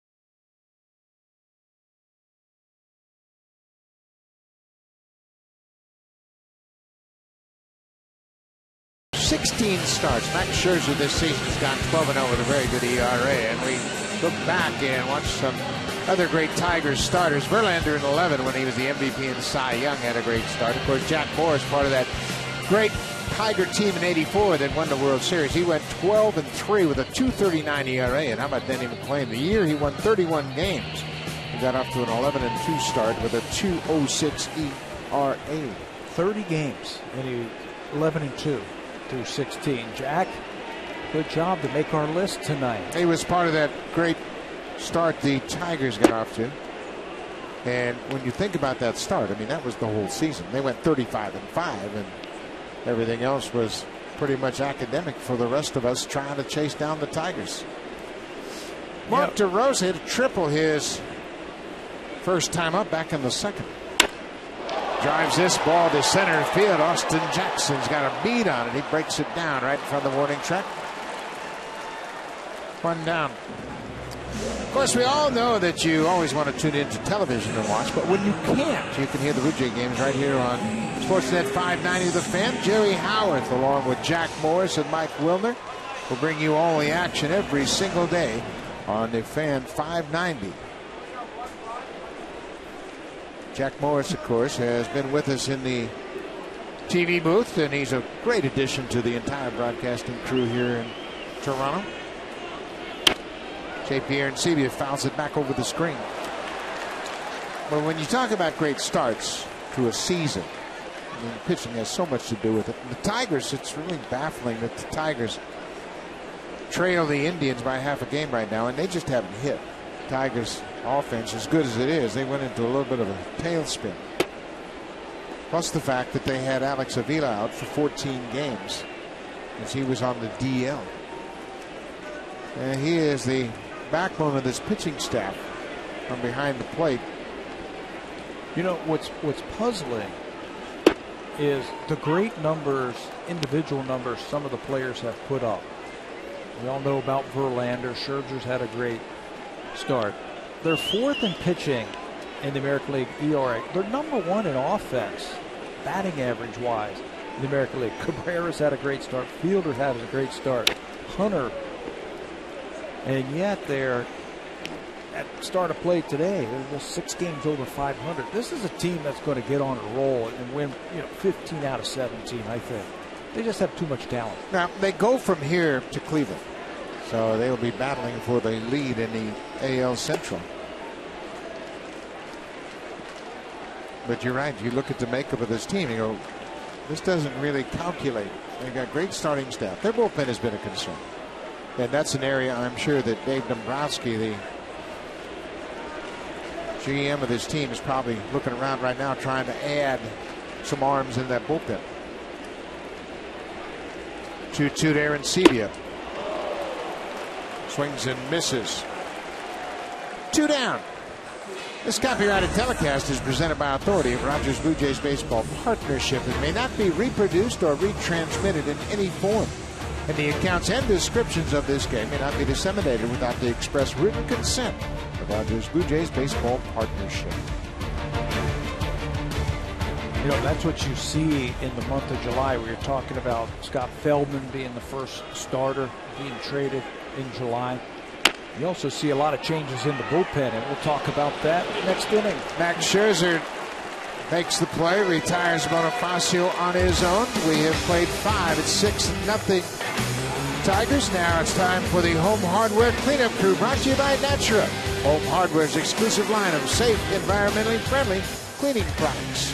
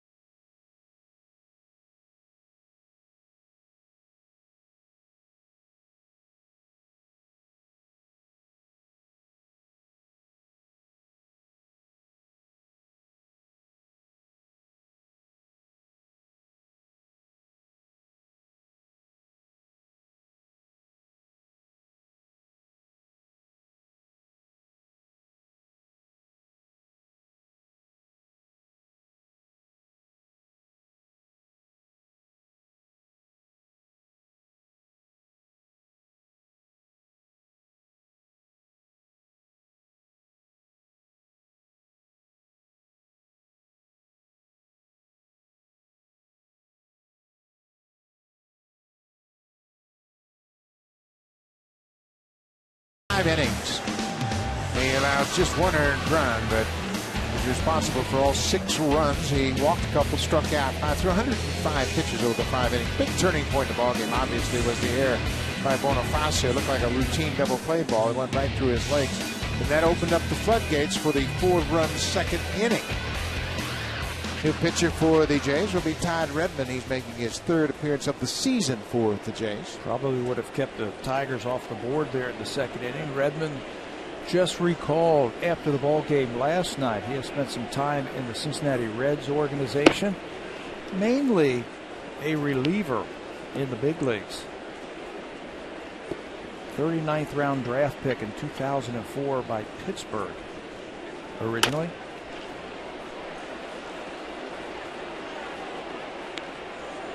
Well, Blue Jays got just an inning and 2/3 from their starter last night, and they used 5 relievers, so they had to make sure they had a fresh arm for this game tonight.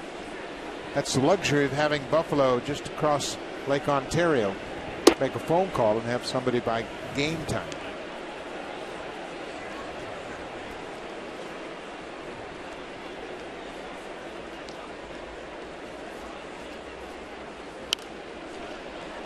Austin Jackson. He's 0 for 3 so far. Struck out his last time. He's lined out, flied out to right, and struck out.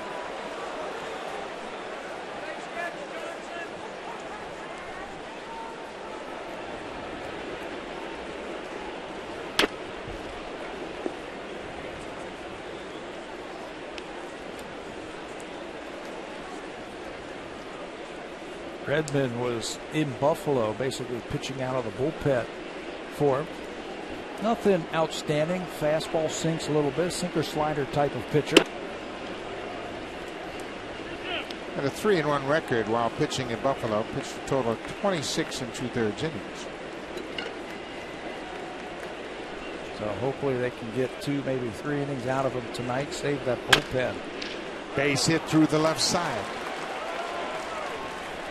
Man on, nobody out. Let's check in with Jamie Campbell.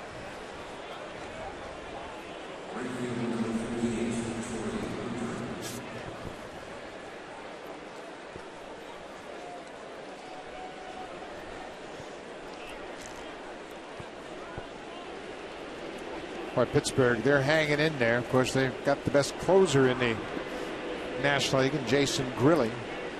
Mark Melanson also providing great innings as the setup man in that bullpen. Everybody in Pittsburgh worrying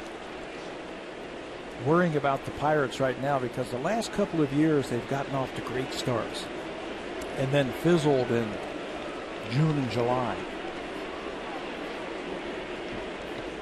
I don't think that's going to happen this year. Pittsburgh has won 9 of their last 10. They have a 2-game lead over the Cardinals in the NL Central. They are 28-14 at home. And they've done a good job. And you're right. You know, they have had those good first halves the last 2 seasons. Roy Hunter chases that high fastball. But when you look at the Pirates as a team, they're hitting just .241. But boy, are they pitching. A 3.11 team ERA. They're first in the National League in pitching. Of course, they have 51 wins. Garrett Cole. How about that? Remember that name. Torrey Hunter took exception to that pitch up and in, and Tigers have come out of the dugout. Prince Fielder is trying to play peacemaker as he got a hold of Torrey Hunter. Hunter still jawing at Todd Redmond. Now both teams have come out onto the field.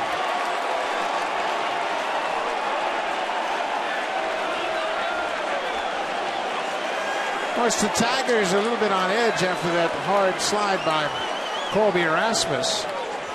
Took Omar Infante out of the ball game.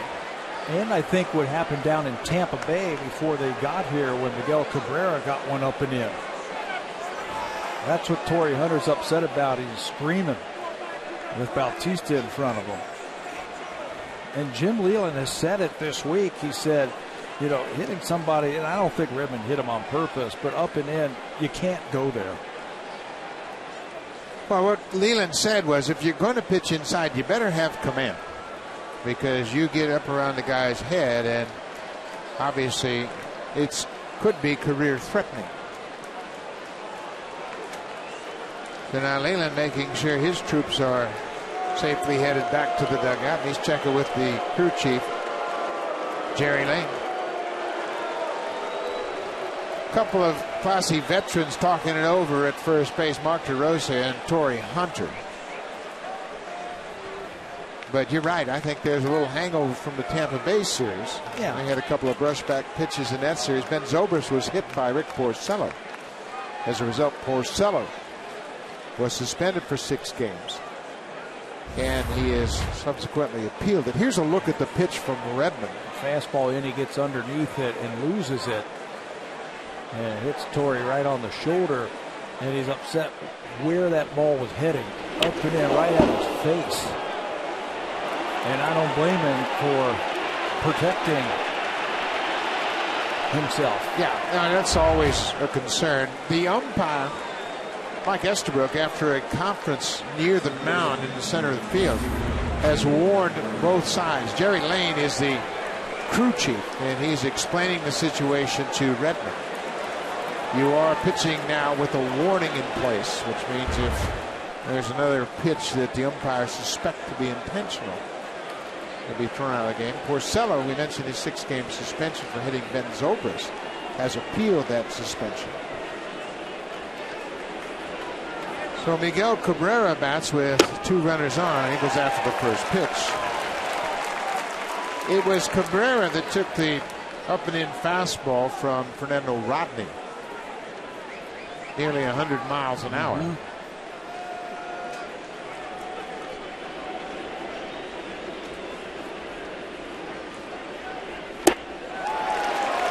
Couple of breaking balls way outside.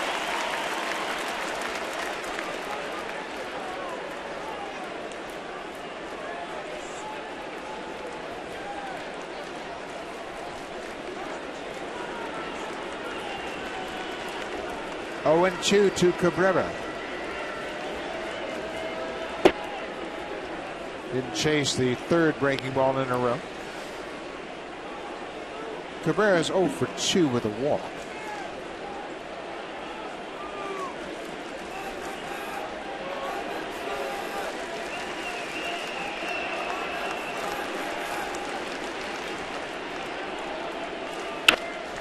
Line to Reyes to second, double play. They almost had a chance for 3. Torrey Hunter had taken a couple of extra steps off first.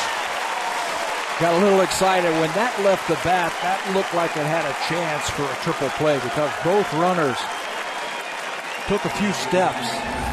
And if Bonifacio could have recognized that, I think they had a shot. Look at Hunter. Easy one at second. And then Bonifacio, Torrey almost halfway there, slips a little bit, and he had a great shot at a triple play. 2 outs now for Prince Fielder. There's a strike from Todd Redmond.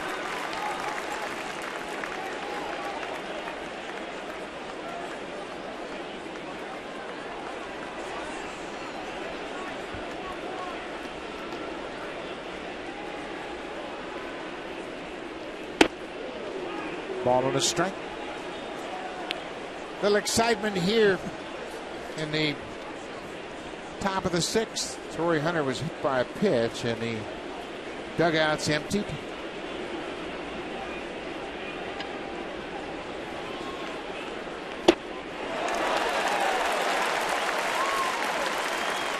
There's a warning in place for both clubs. Umpires trying to put the fire out before it gets any bigger. Doesn't mean you can't hit somebody. I mean, if they deem that it wasn't intentional, they're not going to automatically throw you out. Fielder strikes out for a second time tonight. First and second, nobody out, and the Blue Jays get out of it. Double play and a strikeout. We'll go to the bottom of the 6th. Blue Jays down 6-0.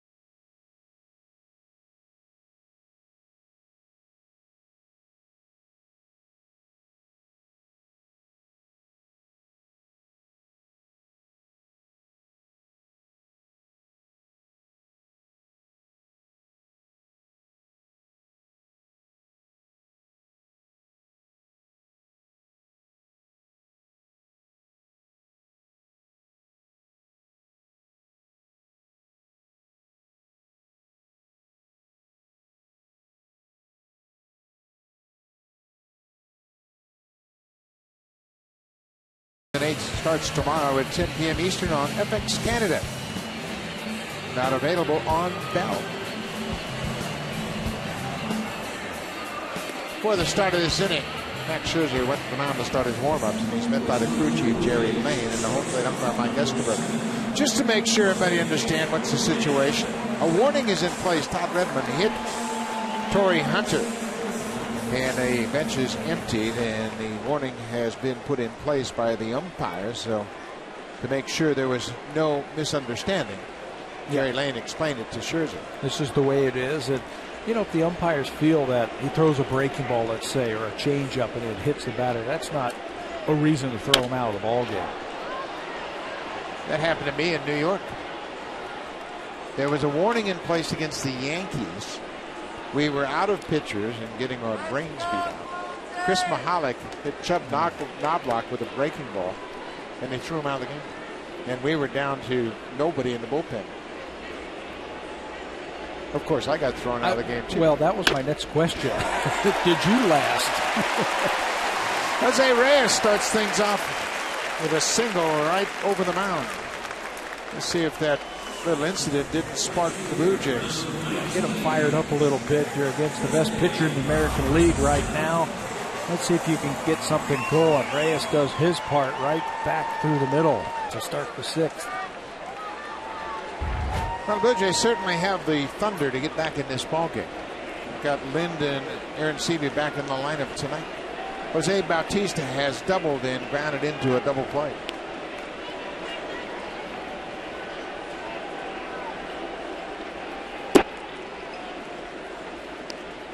Max Scherzer is pitching for his 16th consecutive win to start the season.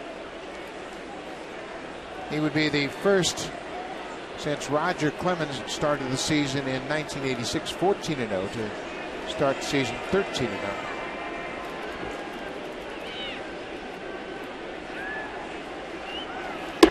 The Blue Jays snapped Clemens' win streak at 14 games on July 2nd of 1986, and they did it at Fenway Park. Jimmy Key beat Roger Clemens to end the streak. Beat him 3-2. He was within one win of an AL record. I believe that was Dave McNally who had the consecutive wins. I think it was 1969 because I saw McNally win a couple of those games. To start the year, how about that? 14-0. That'll get you off to a good season, won't it? Didn't Roger Clemens win the Cy Young that year? I'm sure he did. 86. Bautista behind 1-2. Reyes at first.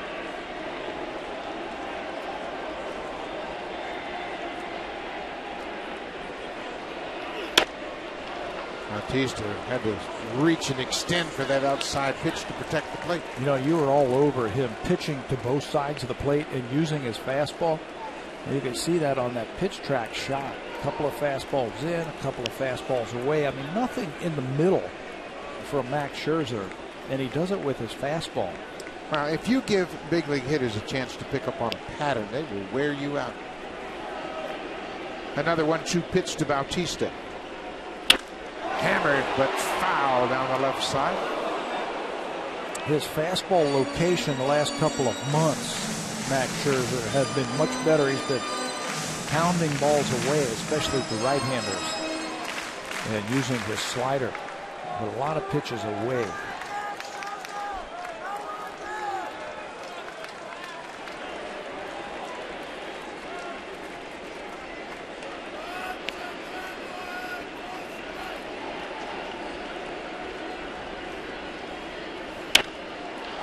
Is popped up down the right side, and that's going to land in the seats. Well, Max Scherzer is in his 4th season with the Tigers, and you can see his last 3 seasons, he's getting better and better each year. That's what you want to see from your pitchers. You want to see improvement. 2011, opponent's batting average of 272, then 250 last year, all the way down to 190 this season. It's the improvement with his curveball, an improved changeup, and he's keeping the ball down. Bouncing ball through the left side. Bautista has his second hit of the night. First and second, nobody out. Good job by Bautista. He fell behind and battled Scherzer and worked him for the base hit. Saw a lot of pitches all over the place. He's just in one of those grooves right now. He's hitting everything. Doubled his first time up. This time finds the hole on the left side. Good start for the Jays here in the 6th inning.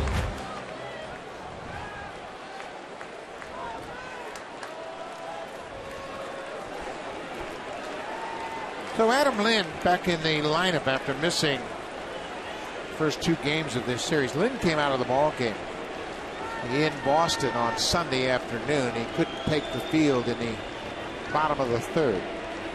He was playing first at that time. Outside, Lynn has struck out twice. Caught looking in the 1st, swinging in the 4th.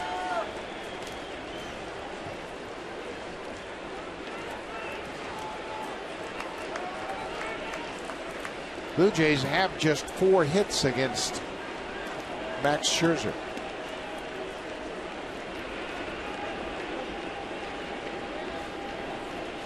Reyes bounced off, and Scherzer guessed right. He used that inside move, but Peralta didn't pick up on it.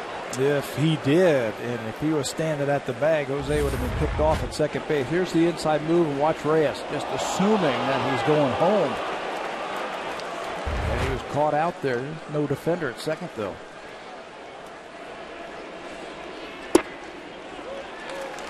Lynch had that good eye working all year long.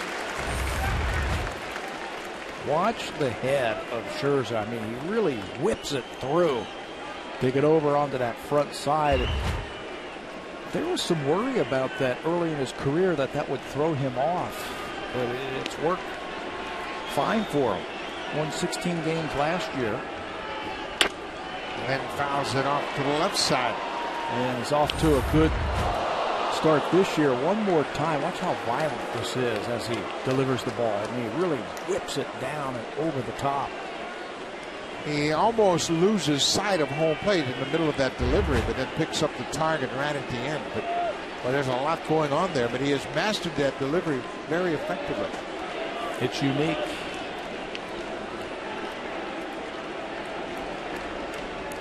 Two and one, nobody out. Another foul back. Scherzer's improved in his win total. Each of the last 4 seasons moving into this his 5th. At Arizona in 2009, he was 9-11. Then in Detroit, his first season, he was 12-11. Then in 2011, he went 15-9, and then 16-7 a year ago. The win total climbing each year. Yep, improvement every single year. Better command this year. Reyes said, "I'm not going anywhere this time." Fool me once.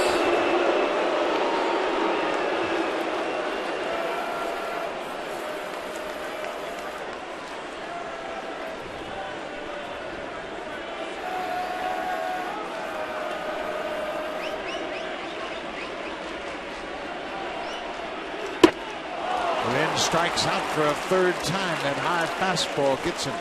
That's 7 strikeouts for Scherzer. The fastball's the finishing touch. It's how he got the 2 strikes.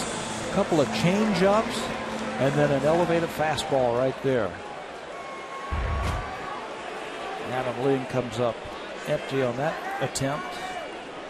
Boy, the beauty of those slow replays, you can really see the movement on the baseball and how it maintains that high plane all the way through the strike zone. Colby Erasmus with 2 on takes a good cut at that first pitch.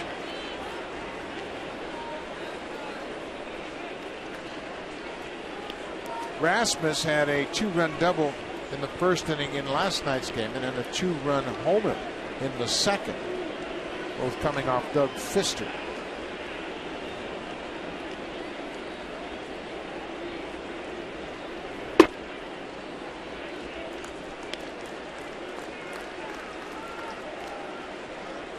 Blue Jays have scored 4 runs in the 1st of last night's game, 2 more in the 2nd to tie it up at 6-6. So they can score runs in bunches. Yep, they've got that home run power always in their back pocket. This guy here can put one out. 86 mile an hour, and that's the changeup. And he has terrific arm action. He's got great movement on the changeup. If you're geared for that number one, that fastball, and he throws that, tough to adjust.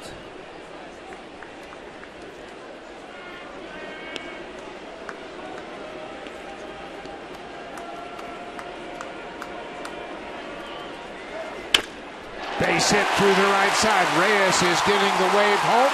Torrey Hunter comes up throwing. The ball is cut off. Rasmus drives in the run. The Blue Jays are on the board.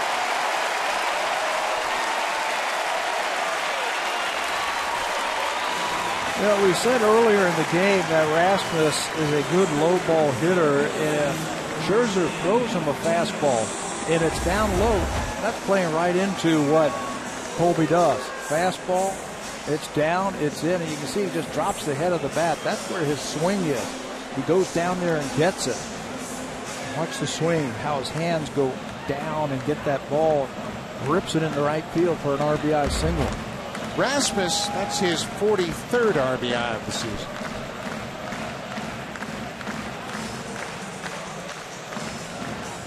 His 5th ribby in the series. Jeff Jones with a quick visit to the mound, and a Tigers bullpen goes to work. They've got a lefty and a righty up quickly.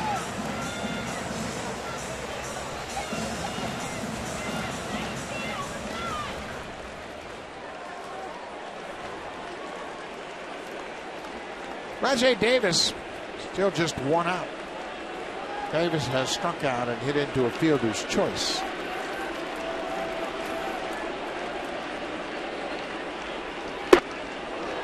First pitch breaking ball. The left-hander is Phil Koch. The right-hander is rookie Bruce Rondon.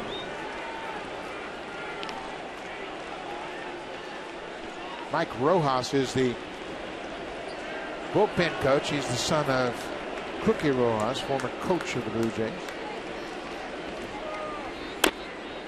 Davis pulled off that breaking ball, but still got enough of it to foul it off. Throwing him a couple of breaking balls. Shows you how tough Scherzer is. We were talking about his changeup. Changeup this year, it's a good one. That's the highest batting average against Max Scherzer. 226 this year against his changeup. Everything else under 200.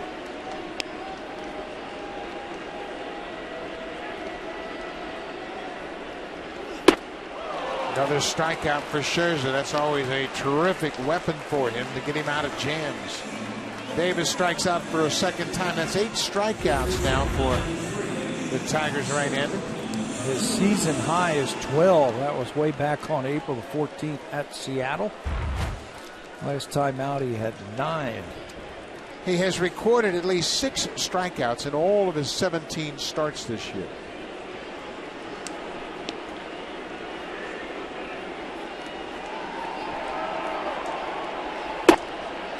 That's the second longest streak with at least 6 strikeouts to begin the season in American League history. Pedro Martinez of the Red Sox holds the record with a 29-game streak to begin the 2000 season. How about that? Ground ball past Peralta. Bautista's being waved home. The throw is not in time, and a good slide by Bautista. Bautista swiped home plate with his left hand ahead of the tag of the catcher Alex Avila. Historis picks up the RBI. Hey, you're down 6-1. You got to gamble. And the Blue Jays gamble right there, sending Bautista home. The throw was a little offline by Dirks. Avila has to go get it and comes back, and you see Bautista. What a nifty slide for Bautista. Slides and just gets that hand right on the corner, the point of home plate for the second run. Oh, what a great slide. And Mike Estabrook, the home plate umpire, had perfect position to make the call. Bautista slides away from Avila and swipes home plate with his left hand. If he slides straight in, I think he's out. Mark DeRosa has hit the ball hard twice tonight. He tripled to right in the second and then drove a ball deep to center. in the fifth.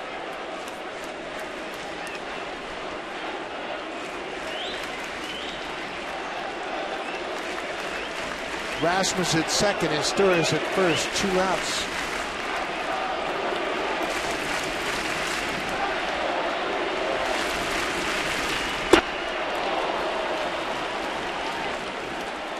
DeRosa's got him at him. He's hit a couple of fastballs.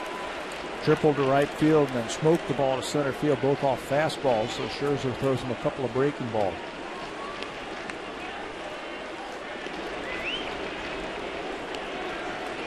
DeRosa behind 0-2.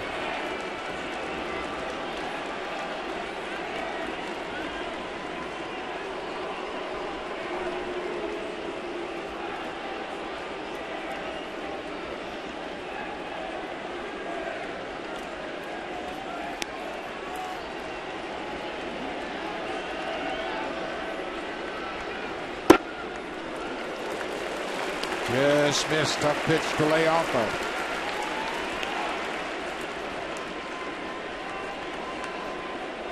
He has come up with big hits for the Blue Jays many times already this year. DeRosa, 13 of his 24 hits have been for extra bases.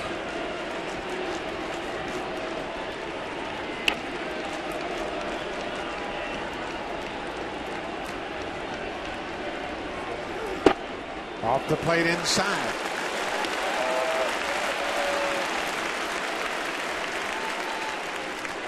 Reyes got it started. He singled to center, then Bautista had a single to left after the strikeout. Rasmus had an RBI base hit to right. Sturris, 1 out later, delivers an RBI base hit to left. 2 balls, 2 strikes.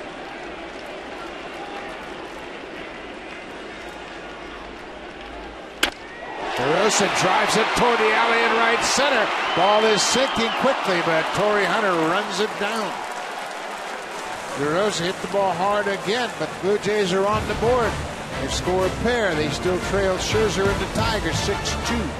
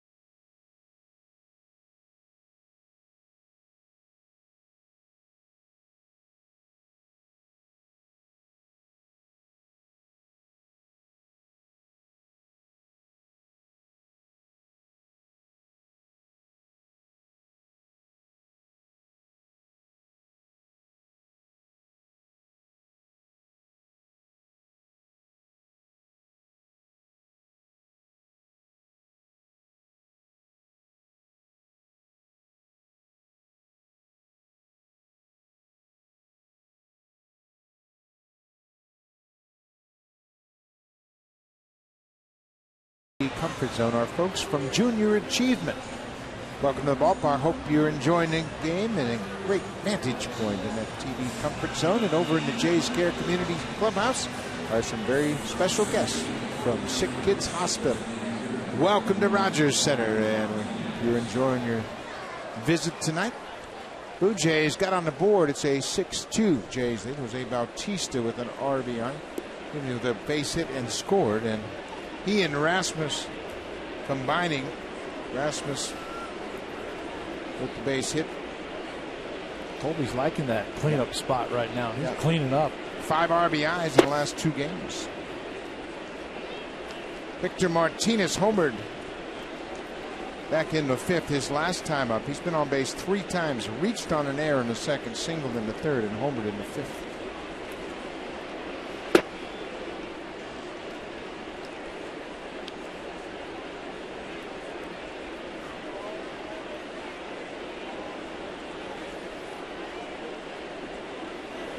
Todd Redmond came in the ball game in the 6th inning. Gave up a base hit to the first batter he faced, Austin Jackson, and hit Torrey Hunter, and that caused both dugouts to empty. Torrey Hunter was visibly upset, and obviously so. He got hit by a pitch in the shoulder up around the head. Yeah, that's no fun. Doesn't feel very good. There's another drive towards center. Rasmus, a long run, gets to the wall and makes the catch. 1 down. Blue Jay fans, Jose Bautista and Edwin Encarnacion need your help. Let's make them both starters for the American League All-Star team. On Twitter, use the hashtag ReelectJose and hashtag VoteEdwin. Fans are allowed to vote a maximum of 25 times per email address. Voting ends at midnight on the 4th of July. There's one more day left, so make sure you log on and vote early. Vote often for the Blue Jays to the All-Star game and more. You got the manager front and center here. Jim Leland will manage the American League team at Citi Field on the All-Star game. Jose putting on a show. Also, the relievers front and center for Jim Leland. He's the guy who's going to have a say in who he finishes off his pitching staff with. That guy right there, I think, has an excellent chance. Yeah, I agree with you. Bautista certainly has to be considered for the All-Star team with the first half he's had. Same can be said for Steve Delabar. Ball is driven to center, not as deep as the ball Martinez hit. Johnny Peralta is retired, 2 down. The fans can vote for the 8 position players, and in the American League, of course, you can vote for the DH. Then the players vote for 1 backup player at each position, plus 5 starters and 3 relievers. Then the manager in the American League, of course, Jim Leland, will pick out the rest of the roster up to 33, and then there'll be a final fan vote for the final spot. That guy, Miguel Cabrera, appears to be headed for the All-Star game, voted as a starter for the first time in his career. Hard to believe. As many good years as he's put together, but there's always cases. He used to be a first baseman, and it's a popularity contest sometimes. Well, he's been an All-Star 7 times. Yeah. He's actually started at first base once, but that was in place of Justin Morneau, who was voted to start but could not because he was injured. But he certainly is deserving of being the starter this year. He's been deserving in the past. He just hasn't gotten the votes. Well, He's leading the entire voting in votes just off the plate outside. Full count.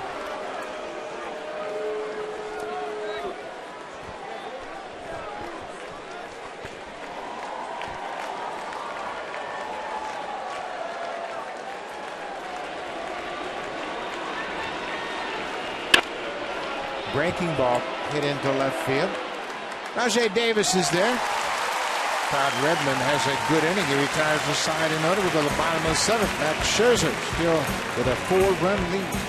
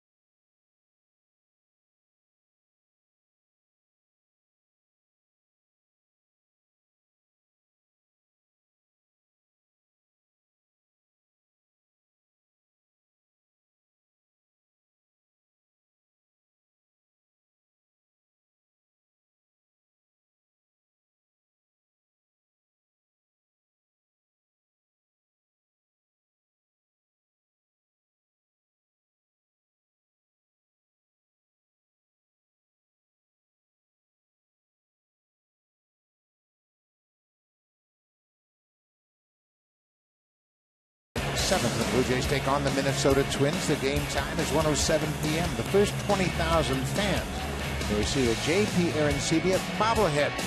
For tickets, call the Blue Jays at 416-341-1234. Log on to BlueJays.com. You can always stop by most Rogers Plus locations.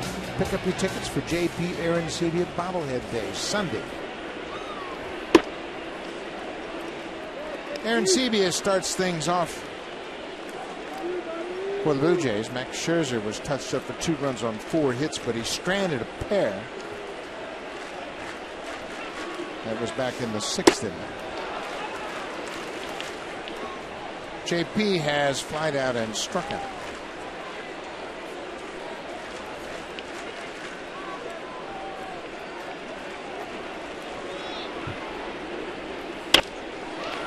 There's a fly ball to right. Should be an easy play for Torrey Hunter. He comes in, makes the catch.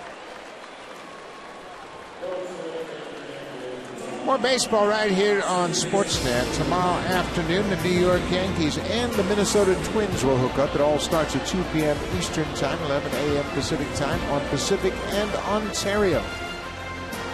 New York Yankees got some good news yesterday. Alex Rodriguez started his rehab assignment in the minor leagues. Of course, they got some bad news as Mark Scheer had season-ending surgery on Monday. How about that, the Yankees?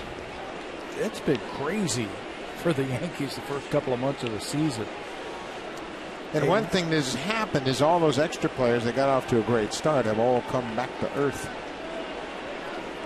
And a lot of guys filling in for the regulars, and Kyle Overbay and Travis Hafner, Vernon Wells, David Adams, they've all come back to earth. Knicks. And that's what happens. They're not everyday players any longer, and it's going to catch up to you. Yankees are old. They're going to have to regroup a little bit. CC Sabathia, Andy Pettitte. They've also been told, from what I understand, from what I read, that they have to get the payroll down under a certain number because they're tired of paying that luxury tax. The luxury tax. Well, it's going to be reduced dramatically by the retiring Mariano Rivera. Andy Pettitte probably finished after this year. And a lot of one-year contracts signed by Brian Cashman in the wintertime. To veterans, Kevin Youkilis was a one-year deal. And Youkilis is done for the season. They took a shot on some aging veterans, and now they're kind of hung out there. You know, you've heard it forever. Baseball, one, is a young man's game. And 2, once your legs go, you're finished as a player. And it's so true. This is a tough game to play. And it takes young players. Bonifacio putting up a battle trying to get something going here with one out. If you find yourself old, and there are some teams around baseball who are old, it can sneak up on you quick, and it's a tough problem to overcome. Remember what the old GMs used to say? You're better off trading a guy a year too early than trading him a year too late. Yep. It was true back in the 20s and the 30s and the 40s, and it's true now. Bonifacio fouls another ball back. And the Yankees, of course, they have some iconic players that would be very difficult to let go. Of course, Derek Jeter is top of that list. And you don't know if he's going to get back to play. Yep. 38 years old. He and A-Rod are obviously winding down great careers, but it's really hamstrung the Yankees. Bonifacio singles into right field. Hunter plays it on a couple of hops. Bonifacio, his first hit of the night. Jim Leyland has already made the call to the bullpen. So Max Scherzer will go 6 1/3 here tonight. He is in line for his 13th win. One thing for sure, he won't lose. He's got a 4-run cushion. Big right-hand rookie Bruce Rondon. He's got a big arm. Scherzer out of the game. 8 strikeouts again tonight.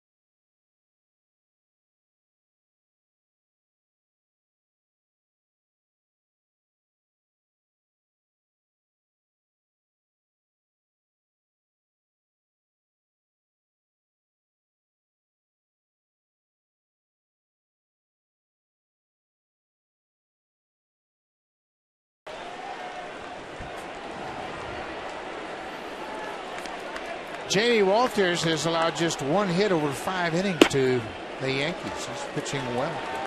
J.C. Sabathia, of course, he is the big ace of that staff, and he's another one of those guys that's getting up there. Getting up there.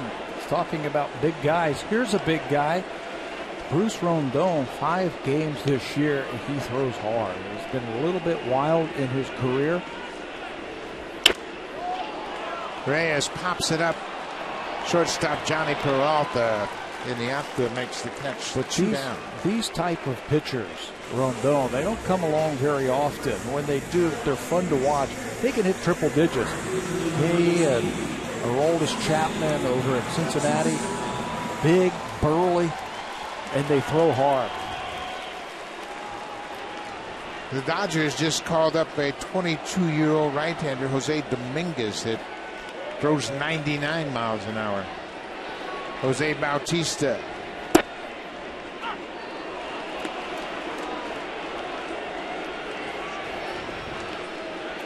Bautista putting on a show for the American League All-Star manager. Coming into this game, he was 9 for 17 in his last 5 games. He has 2 more hits tonight.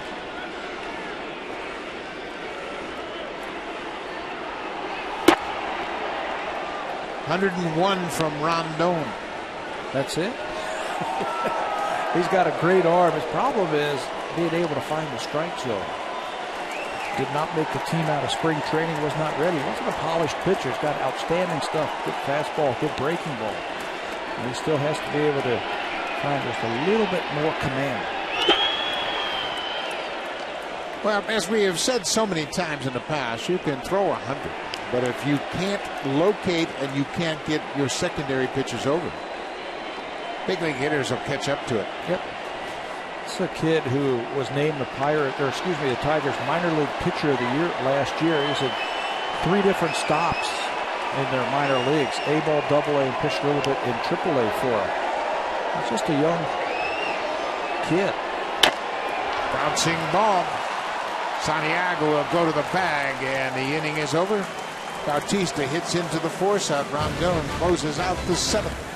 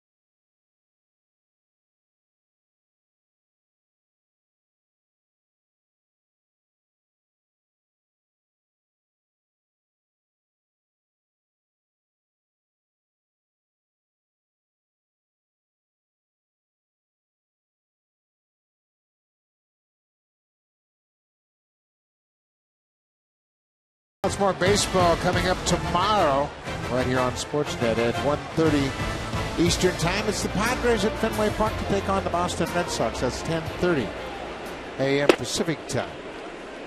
In that ball game, it'll be Eric Stoltz against Alan Webster. Max Scherzer cannot lose this ball game, and he is in line for his 13th win.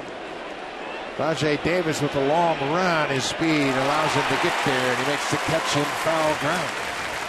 Boy, he covers a lot of ground in left field. Todd Redmond is a fly ball type of pitcher, so you're going to have some speed out there. Rajay just ran that one down.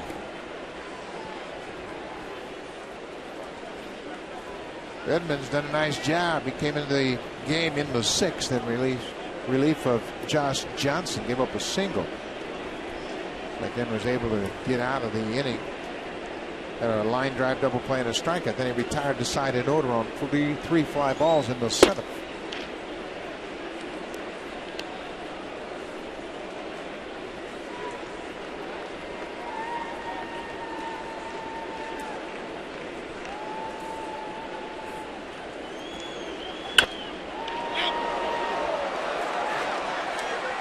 Catcher Alex Avila has hit the ball hard all 3 times he's been to the plate tonight. He homered to left in his first at bat, and he had a sharp single up the middle in the fourth and lined out to Mark DeRosa at first.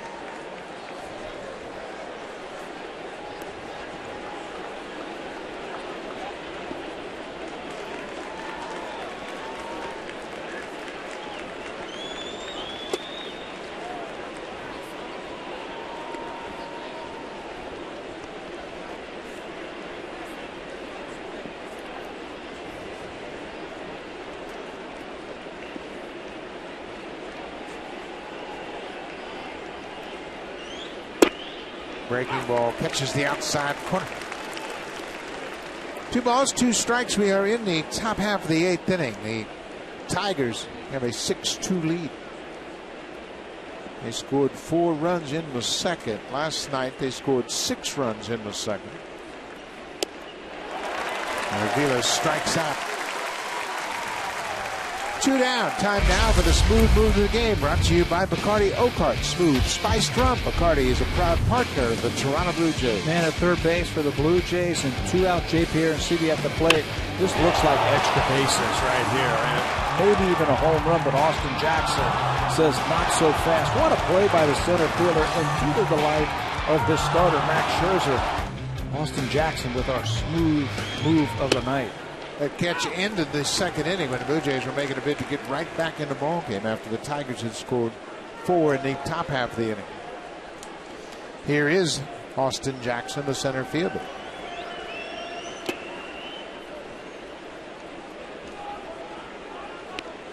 Well, he's got great speed and covers a lot of ground. He had a nice catch in right center field, a ball that looked like it was going to be extra bases. That he ran that down, saved a couple of runs.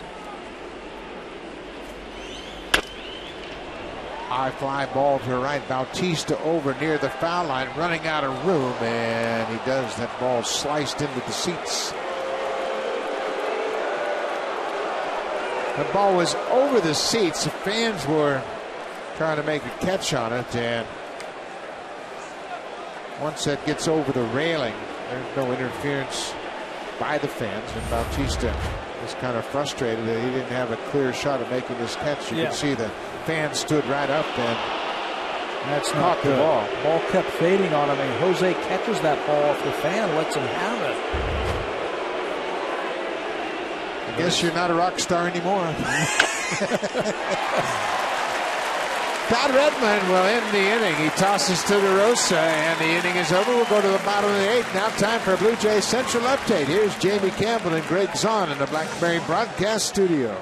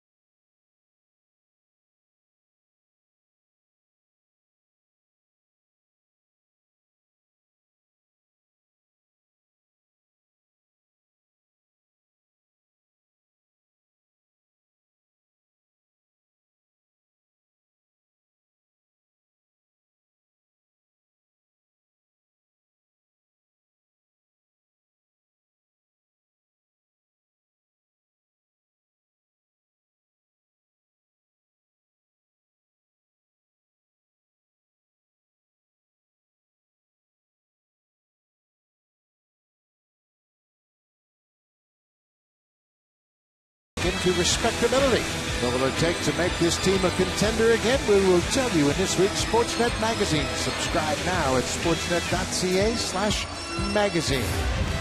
Kawasaki is on the cover, and he obviously trying to get his team ready for the start of this game, helping out with all of their particular dances. And he's got so much energy, it's hard to imagine. And then he starts doing it himself. After Boney does his deal, here comes Kawasaki. How about that? How about that energy and excitement? How do you choreograph something like that and then remember it? You don't. That's just all natural. New pitcher for the Tigers is the lefty, Drew Smiley. Bruce Rondon had a good inning, gave up a single and nothing more. Saw Smiley yesterday, second among AL relievers, 50 innings pitched. He's also third in strikeouts with 51. Cuts that fastball against those lefties. Lind hits it down the third base line. That is just barely a foul ball. Cabrera cuts the ball as it just spun into foul ground. Yeah, he had a decision to make right there. Ball right off the end of the bat off of Lynn, and it's spinning down the third base line. He's not going to get him if the ball stays fair, so the only thing you can do is let it go foul. He does, and then touches the ball, and it's a foul ball, strike one. Adam Lind has struck out 3 times tonight. All 3 of those strikeouts came against Max Scherzer. Scherzer picking up 8 strikeouts tonight. 17 starts this season. He's recorded at least 6 strikeouts in every one of those starts. Then pops this one up to left field. Dirks came in, then he circled back and made the catch. 1 out, bottom of the 8th.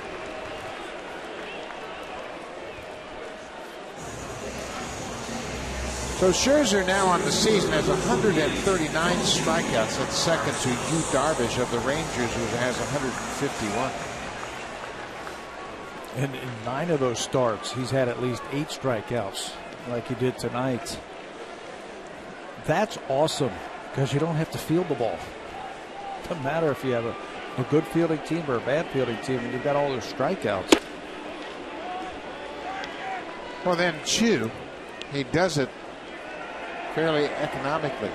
He never really gets that pitch count elevated. I mean, he comes right after you when he gets 2 strikes.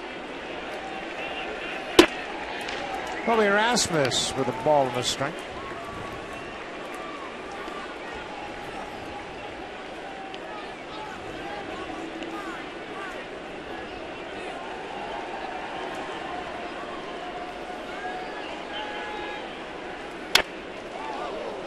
Fastball upstairs. He fouls it back. He made a great point about Rasmus earlier. What a good low ball hitter he is.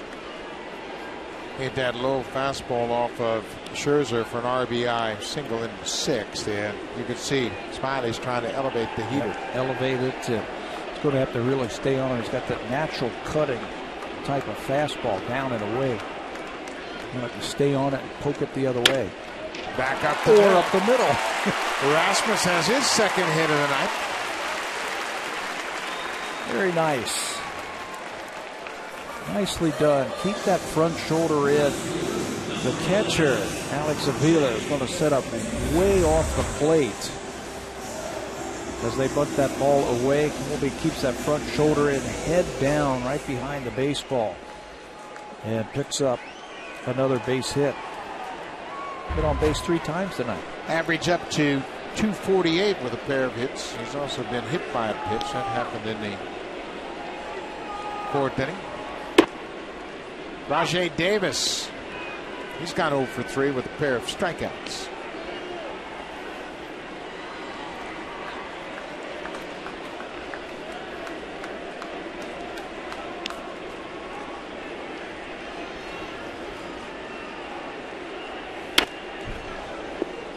They've made some tough pitches on Davis tonight. He's had to reach for those balls away from him all night long.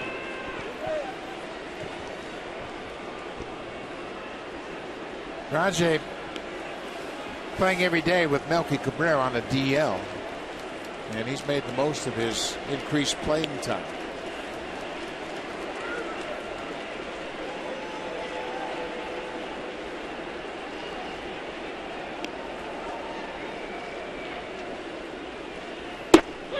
Strike three called. Pitch track suggests it's off the plate inside, but Davis is out, 2 down. Now it's time for the drive of the game, brought to you by the 2013 Honda CR-V. An IIHS stop safety pick. Honda is the official vehicle of the Toronto Blue Jays. Just off the disabled list yesterday. Contribution today. Alex Avila deep to left field. 3-2 pitch. Fastball from Josh Johnson. 3 runs going across on Avila's 6th home run of the season. Tonight's drive of the game. Meister Esteuras goes after the first pitch. Esteuras had an RBI single in the 6th.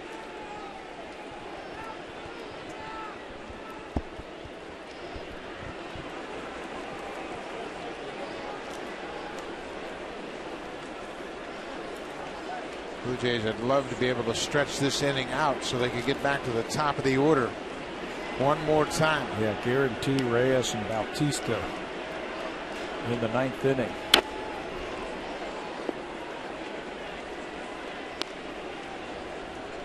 Esteuras batting .229, picked up his 20th ribby with that single. Max Scherzer in line for his 13th straight win.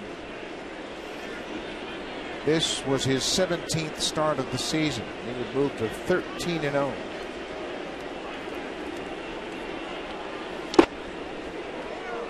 Boy, what a way to start your season. 13-0. Scherzer established a career high with 16 wins last year. Everything last year. There were a lot of career highs for Max Scherzer last year, and it looks like he's going to blow right by that if he stays healthy. Career high in strikeouts. Esteuras spoils that good changeup.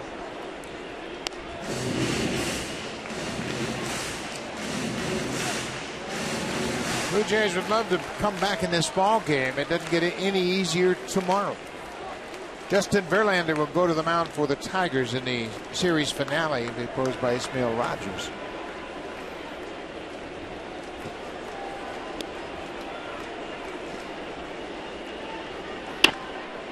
That's a foul ball wide of third. Verlander not off to his typical start. Of course, he was the MVP and Cy Young in 2011. He has not pitched here at Rogers Center since he threw that no-hitter in 2011. Ismail Rogers has bounced back after a shaky start against the Rays. He's pitched very well. 6 shutout innings in Boston last time. To the mound. Esteuras strikes out. The 8th inning comes to an end. We'll go to the 9th. The Tigers lead it 6-2.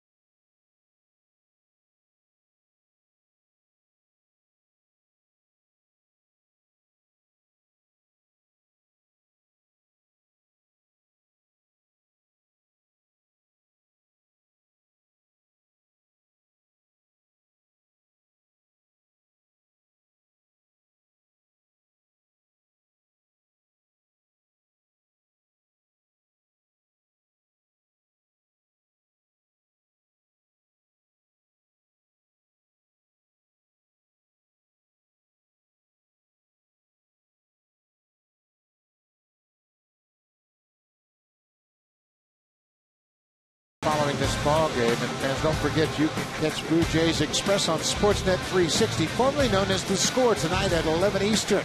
It's a 30-minute interactive postgame show hosted by Eric Smith, with former Blue Jays Paul Spaljarek and Greg O'Halloran providing analysis. Check out sportsnet.ca/360 for the channel listings. Also, a reminder on Sportsnet 1, you can see the St. Louis Cardinals and the Angels taking on. Shelby Miller goes to the mound for St. Louis, to be opposed by Jerome Williams, and St. Louis is in second place as they have run through a rough patch lately, and the Angels have won 7 in a row. Yeah, starting to hit the ball really well and get that pitching staff figured out. Dustin McGowan for an inning here, 284 run average, very good in that series finale in Boston on Sunday. McGowan through 2 innings, gave up a hit, had a couple of punch outs. I was talking to him after the game. He said, I had a great 2-seam sinking fastball working that day. McGowan in relief of Todd Redmond, who pitched well coming out of the bullpen. Redmond worked 3 innings. Retired the last 7 batters he faced. He allowed just a single, hit a batter, and had a couple of strikeouts.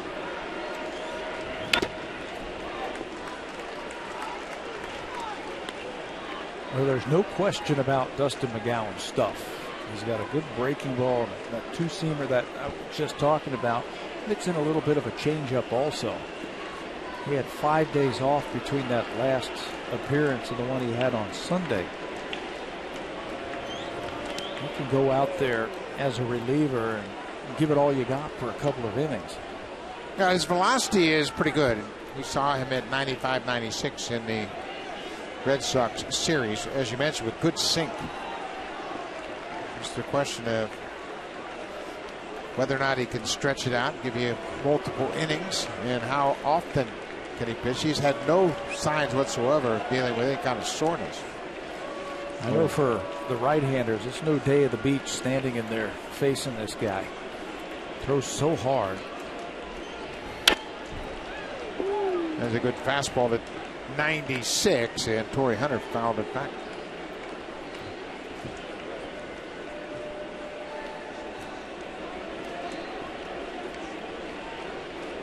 (6-2) Tigers, and they did the major damage again in the second inning. Second consecutive game they've done that.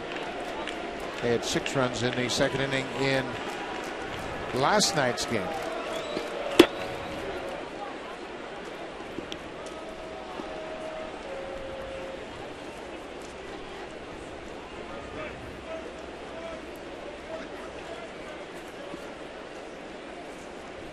Two balls and 2 strikes. Dustin McGowan to Torrey Hunter. Good sinker, boy. That really tied him up. 96 down and in. He swings right over the top of it. Said he had a good one against the Red Sox, and J. Pierre Sebia kept calling it. He kept throwing it. Racked up 2 shutout innings. You see how his fingers are right on top of that ball, creating that side spin, and he gets it under the bat of Torrey Hunter.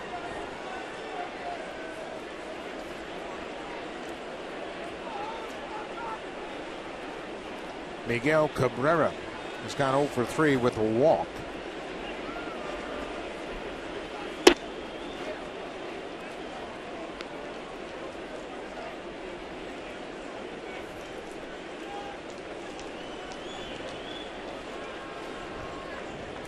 Cabrera just 1 for 10 in the series.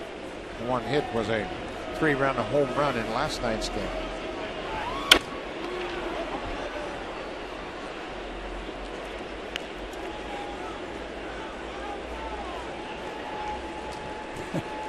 Like Cabrera was a little surprised at that 97-mile-an-hour heater, or impressed, one or the other.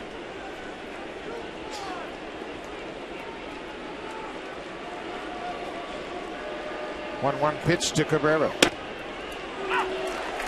98. This is the promise McGowan had when he first signed as a #1 pick, worked his way through the minors and was impressive. But then he had to deal with several injuries. Yeah, all told, the Blue Jays bullpen has been really racking up the strikeouts. When they added some power arms like Delabar last year, Wagner this year, McGowan's development now here in the big leagues, Cecil and Jansen, Luke, they all can get the strikeouts. Started to put up some big numbers. Juan Perez has done a good job in his role. One of 4 left-handers the Blue Jays have down in their pen. There's Steve Delabar. He's been phenomenal in the way he's bounced back from a career-threatening injury. Aaron Luke came out of nowhere last year, and he's picked it up this year, right where he left off. 2-2 to Cabrera. You know, we had that shot, as check swing, says Gary Lane, about Steve Delabar and Brett Cecil on that throwing program, the velocity training program. Dustin McGowan's on it also, and it shows. I mean, 98 miles an hour with that heater. Yeah, his fastball is as good as it's ever been. 3-2, 1 out. Strike 3 call, 97, and Cabrera knew it. Back-to-back strikeouts for McGowan here in the ninth.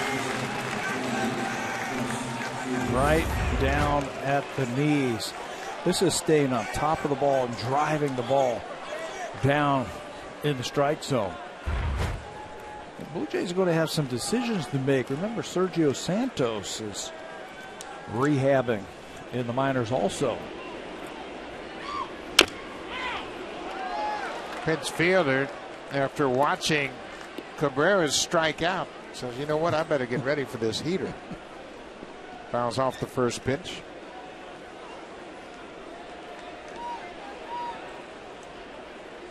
Of course, McGowan missed a bunch of time with injuries and not many at-bats for any of the Tiger hitters. Fielder is 1 for 2, but that one hit was a home run. But this is a different Dustin McGowan. He's going to get some important innings in the very near future. If you throw like this,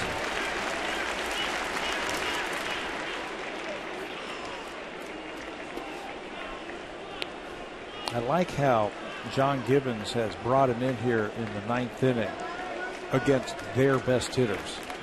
See what you got here with this arm. Does it play against the best hitters on another team? 2, 3, 4.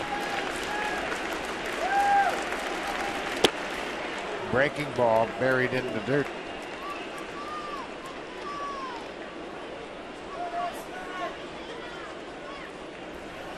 His breaking ball has improved. And again, I think it's a result of that weighted ball program you're talking about, because not only does it add velocity, but it quickens your arm strength and gives you that quick arm, and that's how Cecil has improved his curveball. Helps you to spin it. You got better arm speed. 2 balls, 2 strikes, 2 outs. Dustin McGowan struck out the side. Took something off to get Fielder. Showed a great fastball, used the changeup. It'll be the bottom third of the Blue Jays order. Mark DeRosa, then J.P. Arancibia, Emilio Bonifacio trying to make up ground on the Tigers.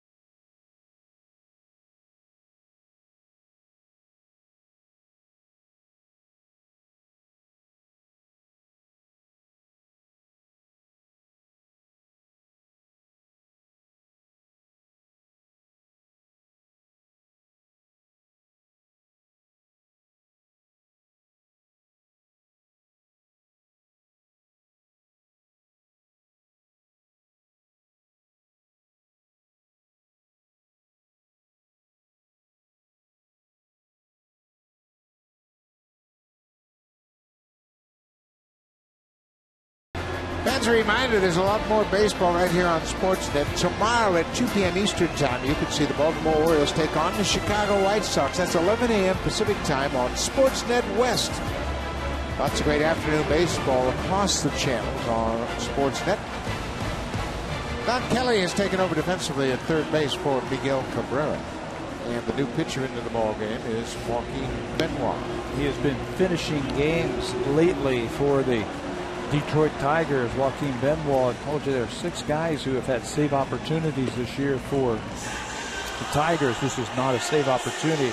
A chance to finish this one, and he's been pitching much better over his last 12 games. ERA under 2, 4 saves, 15 strikeouts last 12 outings. That added up. Lefty's hitting just 195. He's got a good breaking ball, good changeup that Benoit will use. Drew Smiley did a good job of facing just 4 batters to close out the 8th. That leaves Benoit with the bottom third of the order. Mark DeRosa has tripled in 3 at-bats. He's 1 for 3. His triple came in the 2nd inning. He hit it off the wall in right field. It bounced away from Torrey Hunter, and DeRosa with his 12th career triple, his first triple since 2009.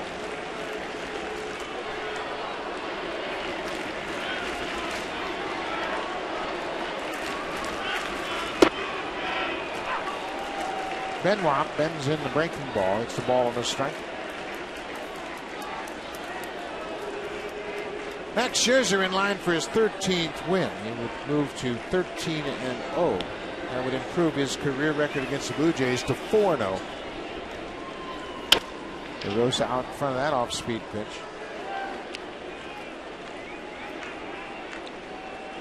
Scherzer made his 6th career start against the Jays tonight, and he would improve to that 4-0 record.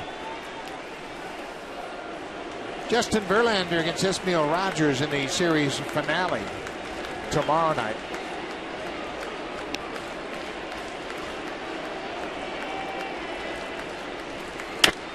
DeRosa stays alive. It'll be the first time that Verlander will pitch here at Rogers Center since he threw that no-hitter back in May of 2011. What a 1-2 punch the Tigers have in Verlander, Scherzer, Verlander, however you want to say it. They also have Anibal Sanchez, who's getting close to getting back off the disabled list. Sanchez will pitch on Saturday against Cleveland. Just barely fouled. DeRosa wasn't so sure. He had a good look at it as he was jogging up the first base line, but Jerry Lane, standing beyond the bag at first, waved at foul. Yeah, I'll give you, their 5 starters are pretty good. So 1 through 5 with Porcello and Pfister. But Sanchez, he was pitching as well as anybody when he was put on the DL.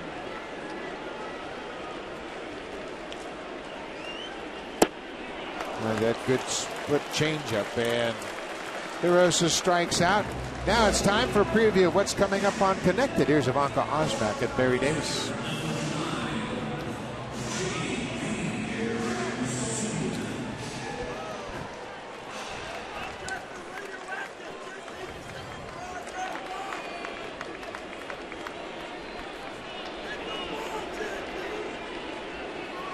JP and Sebia.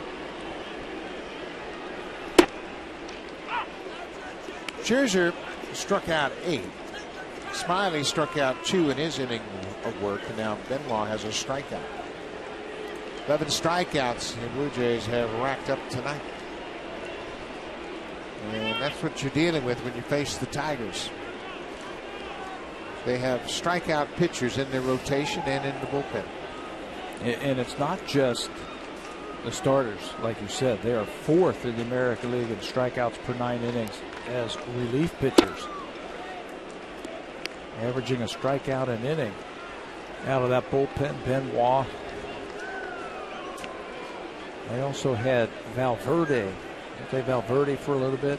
Octavio Dotel on the disabled list. Well, they've had some problems down there. They really missed Dotel, and he's a guy that could really come in and stabilize things out of that bullpen and then set the table for Benoit. Valverde didn't really pan out. He made 20 appearances for the Tigers.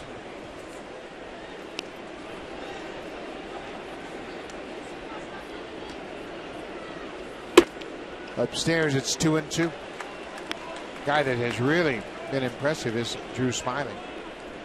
Young left-hander has come in here, and he's a starter, and he will eventually move into the rotation at some point. But boy, he's done a good job working out of the bullpen. Another lefty that they can use down there. I was talking to some scouts after the game yesterday, and they said they were impressed with Al Albuquerque, the right-hander, down in that bullpen. Arancibia strikes out for a second time tonight. Blue Jays are down to their final out.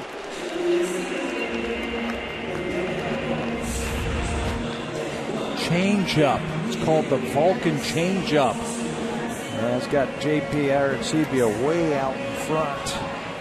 And it comes up empty. Tigers have recorded 12 strikeouts tonight. Benoit has struck out both batters he's faced in the ninth. Emilio Bonifacio has walked, grounded out, and singled. Takes a strike.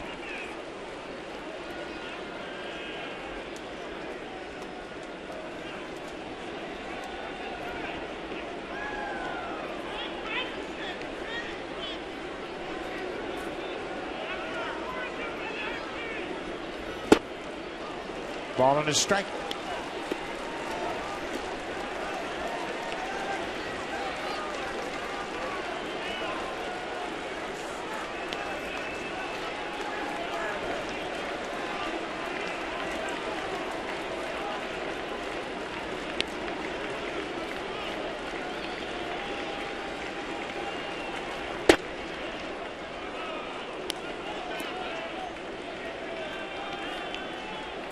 Max Scherzer, with the win tonight, would improve to 13-0. He'd be the first starting pitcher to win at least 13 consecutive decisions to begin a season since Roger Clemens did that in 1986 when Clemens went to 14-0.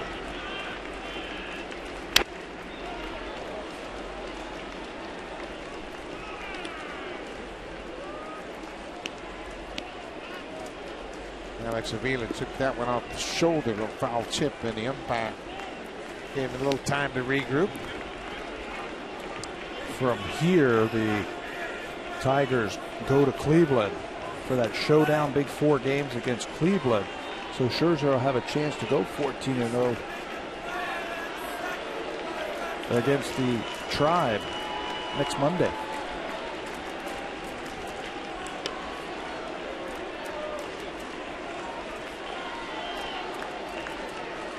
One and two. Bonifacio stays alive.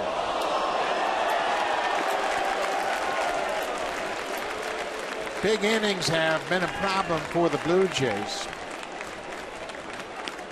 If the Tigers win this game, the Blue Jays will have won just 3 of their last 10 after that 11-game win streak. And the second inning has given them trouble. In Boston, it was a couple times in the second inning, and in this series already, the second inning has been problems. Bonifacio hits a little looper into center field. That'll get down for a base hit. Bonifacio keeps things alive here in the ninth. The 2-out single, his second hit of the night. And that'll turn the lineup over. Hit it like he threw it. It looked like a changeup. That changeup once again, and watch him just go out there and hit it right off the end of the bat. Just picks it right off the ground. Bonifacio's been on 3 times. He has a multi-hit game. Well, the Blue Jays get back to the top of the order. Jose Reyes singled and scored in the 6th. He scored the first Blue Jays run. Bonifacio takes off for second. Reyes goes after the first pitch, and this should do it. Andy Dirks moves under it, and the game is over. The Tigers will win it as Max Scherzer improves to 13-0. Great start to his season. Benoit closes it out.